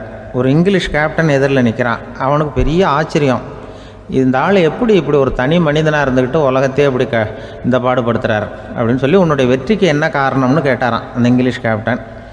இப்போ ஹிட்லர் சொன்னாராம், என்னுடைய வெற்றிக்கு காரணம் என்கிட்ட வேலை செய்கிற ஊழியர்கள், நான் கிழிச்ச கோட்டை தாண்ட மாட்டாங்க, நான் என்ன சொல்கிறேனோ அதை உடனே செய்வாங்க, ஏன் எதுக்குன்னு எதிர்த்து பேச மாட்டாங்க, அதுதான் என்னுடைய வெற்றிக்கு காரணம் அப்படின்னு சொல்லி அதை நிரூபித்து காட்டுறேன் பார் அப்படின்னு சொல்லி கையை தட்டினாராம் ஹிட்லர். உடனே ஒரு சிப்பாய் அங்கேருந்து லெஃப்ட் ரைட் போட்டு சல்யூட் பண்ணி நின்னான். உடனே ஹிட்லர் சொன்னார், நீ அப்படியே இந்த கப்பல் மேல் தளத்துலேருந்து அப்படி கடலில் விழுந்து செத்து போடா அப்படின்னு பொத்துன்னு குதிச்சுட்டான். எதுக்கு சொல்கிறேன் என்ன இதில், உடனே குதிச்சு செத்து போட்டான். இவருக்கு பெரிய ஆச்சரியம் கேப்டனுக்கு. ஹிட்லர் சொன்னார், இதுதான் என்னுடைய வெற்றிக்கு காரணம், தப்பார் இன்னொருத்தனை கூப்பிட்றேன் அப்படின்னு தட்டினா இந்த பக்கத்துலேருந்து ஒருத்தன் வந்தான், லெஃப்ட் ரைட் நின்னா, நீ இப்படி குதிச்சு செத்து போடா அப்படின்னு பொத்துன்னு குதிச்சுட்டான். எதுக்கு போக சொல்கிறீங்கன்னு ஒன்றுமே கேட்கல, குதினா உடனே குதிச்சுட்டான். அப்போ ஹிட்லர் சொன்னார், இதே மாதிரி என்னுடைய ஒவ்வொரு ஊழியர்களும் இருக்கிறாங்க, நானும் ஊழியர்களை இழக்கிறதுக்கு தயாராக இல்லை, தப்பார் தயாராக இருப்பேன் எப்போதும், தப்பார் இன்னொருத்தரம் தட்டுறேன்னு இன்னொருத்தர் வந்தார். எதிர்த்தாப்புலேருந்து ஒருத்தன் லெஃப்ட் ரைட் சல்யூட் அடித்தான். நீயும் குதிச்சு செத்து போடான்ருக்கார் ஹிட்லர். இவனால் பொறுக்க முடியல, இந்த இங்கிலீஷ் கேப்டன் அனாவசியமாக ஒவ்வொருத்தனாக குதிச்சுட்றானேன்னு சொல்லி ஓடி போய் அவனை குதிச்சிட்டான். குதிக்கிறதுக்கு முன்னாடி பிடிச்சி தனியாக எடுத்துகிட்டு போட்டான். தனியாக எடுத்துகிட்டு போய் அந்த சிப்பாய்கிட்ட கேட்டாரான் அந்த இங்கிலீஷ் கேப்டன், ஏன்ப்பா அந்த ஆள் குதிக்க சொல்கிறான்னா நீ ஏன் எதுக்குன்னு கேட்குறது இல்லையா, உடனே குதித்து செத்து போகிறீங்களே, இதெல்லாம் என்ன அநியாயம் அப்படின்ட்டுருக்கான் அந்த இங்கிலீஷ் கேப்டன் கையை பிடிச்சிக்கிட்டு. உடனே அந்த சிப்பாய்க்கு கோவம் வந்துட்டு தான், உடையா கைய, இவன்ட்ட வேலை பார்க்குறத விட உழுந்து செத்து போகலான்னு நான் கொதிக்கிறான். நீ என்ன அனாவசியமாக எதுக்கே இருக்க சொல்கிறேன் அப்படின்னு சொல்லி குதிச்சுட்டானா. அதனால் இந்த உடனே சொல்கிறத செய்கிறாங்க பாருங்கள், அவங்கள நம்பக்கூடாது. கணவன்மார்களுக்கு ஒரு எச்சரிக்கை. சொல்கிறத உடனே செஞ்சுருவாங்க மனைவி. நீ அங்கே போனால் போங்க, வரணும் அது ஹிட்லர் மாதிரி நினைக்கிறாங்கன்னு அர்த்தம். இதுகிட்ட பேசிக்கிட்டு இருக்கிறத விட சொல்கிறத செஞ்சுட்டு போடுவோமே. அப்படி சமாளிக்கிற கணவன்மார்கள் உண்டு. குடும்பத்தில் அப்படிலாம் இருந்து சமாளிக்கிறாங்க. வாழ்க்கையில் வெற்றி பெற என்ன வழி? இது ஒரு முக்கியமான கேள்வி. இதுக்கு எல்லாரும் பொதுவாக சொல்கிற ஒரு பதில், உழைச்சா வெற்றி பெறலாம் அப்படிங்கிறது தான். வாழ்க்கையில் வெற்றி பெற உழைப்பு மட்டும் இருந்தால் போதாது, நேர்மையும் வேணும் அப்படிங்கிறார் பால் ஹாஃப்மேன். இவர் யார் தெரியுமா? இவர் ஒரு பெரிய பொருளாதார நிபுணர். இரண்டாவது உலகப் போர் முடிஞ்ச சமயம் அப்போ இவர் அமெரிக்காவின் நிதி ஆலோசகராக இருந்தார். தன்னுடைய வாழ்க்கையில் நடந்த பழைய நிகழ்ச்சி ஒன்று அவர் சொன்னார். இளம் வயசில் படித்து முடித்ததும் அவர் வேலை தேடிக்கிட்டு இருந்தாராம். அப்போது ஒரு கால்நடை வைத்தியர்கிட்ட போய் வேலை கேட்டிருக்கார். இவர் அங்கே போன சமயத்தில் அந்த டாக்டர் தன்னுடைய பழைய கார் ஒன்றை விற்பனை செய்யறதுக்காக வேற ஒருத்தர்கிட்ட பேரம் பேசிக்கிட்டு இருந்தார். வாங்க வந்தவர் இவர்கிட்ட அந்த காரை பற்றின விவரம்லாம் கேட்டுக்கிட்டு இருந்தார். கார் நல்ல நிலைமையில் இருக்குமா அப்படிங்கிற கவலை அவருக்கு. எல்லா விவரங்களையும் கேட்டுக்கிட்டு அவர் கடைசியாக சொன்னார், டாக்டர், இந்த காரை நீங்களே என்னுடைய ஊருக்கு ஓட்டிகிட்டு வர வேண்டியது. கார் எந்த ரிப்பேரும் ஆகாமல் என்னுடைய ஊருக்கு சேர்ந்துட்டுதுன்னா அங்கேயே நான் பணம் கொடுத்து இந்த காரை வாங்கிக்கிறேன் அப்படின்னார். நம்ம கார் அவ்வளோ தூரத்துக்கு வழியில் எந்த கோளாறும் இல்லாமல் போய் சேருமா அப்படிங்கிற சந்தேகம் டாக்டருக்கு. அவர் என்ன செஞ்சார் தெரியுமா? தன்கிட்ட வேலை கேட்டு வந்திருந்த இளைஞர் பால் ஹாஃப்மேனை கூப்பிட்டார். அவர்கிட்ட சொன்னார், இதை பாருப்பா, இந்த காரை நீ அவருடைய ஊர் வரைக்கும் நல்லபடியாக ஓட்டிகிட்டு போய் சேர்த்துட்டீன்னா உனக்கு நான் வேலை கொடுத்து விட்றேன். அது மட்டும் இல்லை, காரு விற்கிற தொகையில் கமிஷனும் கொடுக்குறேன், என்ன சம்மதமா அப்படின்னு கேட்டார். ஹாஃப்மேன் யோசனை பண்ணார். அதுக்கப்புறம் சரின்னு சொல்லி சம்மதிச்சார். கொஞ்ச நேரத்தில் அவரும் கார் வாங்க வந்தவரும் புறப்பட்டாங்க. இவர் ரொம்ப சிரமப்பட்டு வழியில் எங்கேயும் நிறுத்தாமல் காரை ரொம்ப சாமர்த்தியமாக ஓட்டிகிட்டு போய் சேர்த்துட்டார். இவரை அழைச்சிக்கிட்டு வீட்டுக்குள்ளே போனார். அப்புறம் கேட்டார், இதை பாருப்பா, இப்போ சொல்லு, இந்த காரோட நிலைமை இப்போ எப்படி இருக்குது? உண்மையிலேயே இது நல்ல நிலைமையில் இருக்குதா? உன்னுடைய மனசாட்சிப்படி பதில் சொல் அப்படின்னார். இவரும் உடனே காரு நல்ல நிலைமையில தான் இருக்குது அப்படின்னு சொல்கிறதுக்கு வாயை திறந்தார். அதுக்குள்ளே பார்வை எதிரில் உள்ள சுவர் மேலே பட்டுது. அங்கே இயேசுநாதர் படம் ஒன்று மாட்டியிருந்தாங்க. அதுக்கு அடியில் எழுதியிருந்த வாசகம் என்னன்னா, நீ பேசும் ஒவ்வொரு வார்த்தையையும் இயேசு கவனித்து கொண்டிருக்கிறார் அப்படின்னு இருந்தது. அந்த வரிகளை பார்த்தார். உடனே காரு சரியில்லை அப்படிங்கிற உண்மையை சொல்லிவிட்டார். இவர் இப்படி சொன்னதும் இவரை ரொம்ப ஆச்சரியமாக பார்த்தார். இவர்கிட்ட இருந்த நேர்மை அவரை சிந்திக்க வச்சது. உன்னுடைய நேர்மையை பாராட்டுறேன், உனக்கு கமிஷன் கிடைக்கணுங்கிறதுக்காகவே நான் இந்த காரை வாங்கிக்கிறேன்னார். இப்போ அவர் திகைச்சு போய் நின்னார். மறுபடியும் அவர் சொன்னார், நீ காரை ஓட்டிகிட்டு வரும்பொழுதே உன்னுடைய திறமையை பார்த்தேன், உனக்கு விருப்பம் இருந்தால் நீ என்கிட்டயே வேலைக்கு சேர்ந்துடலாம் அப்படின்னார். பால் ஹாஃப்மேன் அவர்கிட்ட வேலைக்கு சேர்ந்தார். படிப்படியாக முன்னேறினார். கடைசியில் பார்த்தீங்கன்னா அமெரிக்காவினுடைய நிதி ஆலோசகராக ஆனார். அதுக்கப்புறம் அவர் அந்த பழைய சம்பவத்தை எப்பவும் மறக்கிறதில்ல, அடிக்கடி சொல்கிறது உண்டு. அதனால் இதிலேருந்து நாம் தெரிஞ்ச வேண்டியது என்னென்னா, வாழ்க்கையில் முன்னுக்கு வரணும்னா உழைப்பு மட்டும் போதாது, நேர்மையும் வேணும். ஆனால் இந்த காலத்தில் சிலருடைய நேர்மை நமக்கு ஆச்சரியமாக கூட இருக்கும். ஒருத்தர் புஸ்தக கடை வச்சுருந்தார். ரொம்ப நேரமாக தேடி ஒரு புத்தகத்தை கையில் எடுத்தார். அதுக்கு பில் போட சொன்னார். அந்த புத்தக கடைக்கு வந்த இன்னொருத்தர் பில் போடுறவர், சார் இந்த புத்தகம் மகா அறுவை, மகா மட்டம், இது வேணாம் உங்களுக்கு, வேற ஏதாவது ஒன்று பாருங்கன்னார். புத்தக கடை வச்சிருக்கிறவரே இப்படி சொன்னார். வாங்க வந்தவர் இவர் ஆச்சரியமாக பார்த்தார். உங்கள் நேர்மையை பாராட்டுறேன், அது சரி, இந்த புத்தகத்தை ஏற்கனவே நீங்கள் படித்து பார்த்துட்டீங்களான்னு கேட்டார். அதை படித்து வேற பார்க்கணுமான்னார். அப்புறம் எப்படி இது மகா மட்டம்னு சொல்கிறீங்க அப்படின்னார். அதை எழுதினவனே நான் தான் சார் அப்படின்னார் அவர். இது ஒரு விதமான நேர்மை, நேர்மையை ஒத்துக்கிறது. எப்படி இருந்தாலும் வாழ்க்கையில் உழைப்பும் நேர்மையும் உயர்வதற்கு வழிகள். உழைப்பை விட நேர்மை முக்கியம் அப்படிங்கிறத புரிந்து கொண்டால் வாழ்க்கையில் வெற்றி நிச்சயம். ஒரு பூங்கா, அங்கே ஒருத்தர் நின்றுட்டு இருக்கிறார். நின்றுக்கிட்டே ஏதோ ஆழ்ந்த யோசனையில் இருக்கிறார். அந்த பக்கமாக இன்னொருத்தர் வந்தார். இவரை கவனித்தார். என்ன யோசனைன்னு கேட்டார். எப்படி எழுந்திருக்கிறதுன்னு யோசனை பண்ணிட்டு இருக்கிறேன்னாரு அவர். கேட்டவருக்கு ஒரு மாதிரி ஆயிட்டுது.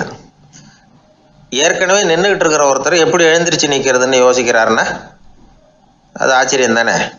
அதுக்கப்புறம் இவர் யோசிக்க ஆரம்பித்தார், என்ன இவர் இப்படி பேசுகிறாரு அப்படின்னு. கீழே விழுந்தால் தானே எழுந்திரிச்சு நிற்க முடியும். அதனால் எழுந்திரிக்கணும்னு நினைக்கிறவங்க முதல்ல கீழே விழணும். இவர் முதல்ல கீழே விழணும், அதுக்கப்புறம் தான் எழுந்திருக்கிறது எப்படின்னு சிந்திக்க முடியும். இந்த உலகத்தில் எல்லாருமே கீழே விழுந்து எழுந்தவர்கள் தான். இப்போ இந்த குழந்தை பருவத்தில் கீழே விழாமல் நடைபயில கற்றுக்கிட்டவங்க யாராவது உண்டா? சின்ன வயசில் ஒரு தடவை கூட கீழே விழலை சார், அப்படியே பிறந்தார் வளர்ந்தார் பெரியவர் ஆயிட்டார் அப்படின்னு யாரையும் சொல்ல முடியாது. அதனால் மனுஷங்கிறவன் விழுந்து புரண்டு எழுந்து தான் நடக்க கற்றுக்கிறான். ஒரு உண்மையை நாம் எல்லாரும் புரிஞ்சுக்கணும். இந்த உலகத்தில் தவறு செய்யாத மனிதர்களே யாரும் கிடையாது. அப்படி இருக்கிறப்போ எப்போதாவது நாம் தவறு பண்ணிவிட்டோம்னா அதுக்காக மனசு உடஞ்சி போயிடக்கூடாது, வாழ்க்கையில் வெறுப்பு வந்துடக்கூடாது. ஒரு தவறு நடந்துவிட்டுதா அதுக்காக மனசு உடஞ்சி போடாதீங்க, அதை ஒரு பாடமாக எடுத்துக்கங்க. அதே தவறு மறுபடியும் நடக்காமல் வேணும்னா பார்த்துக்கலாம், அது போதும்.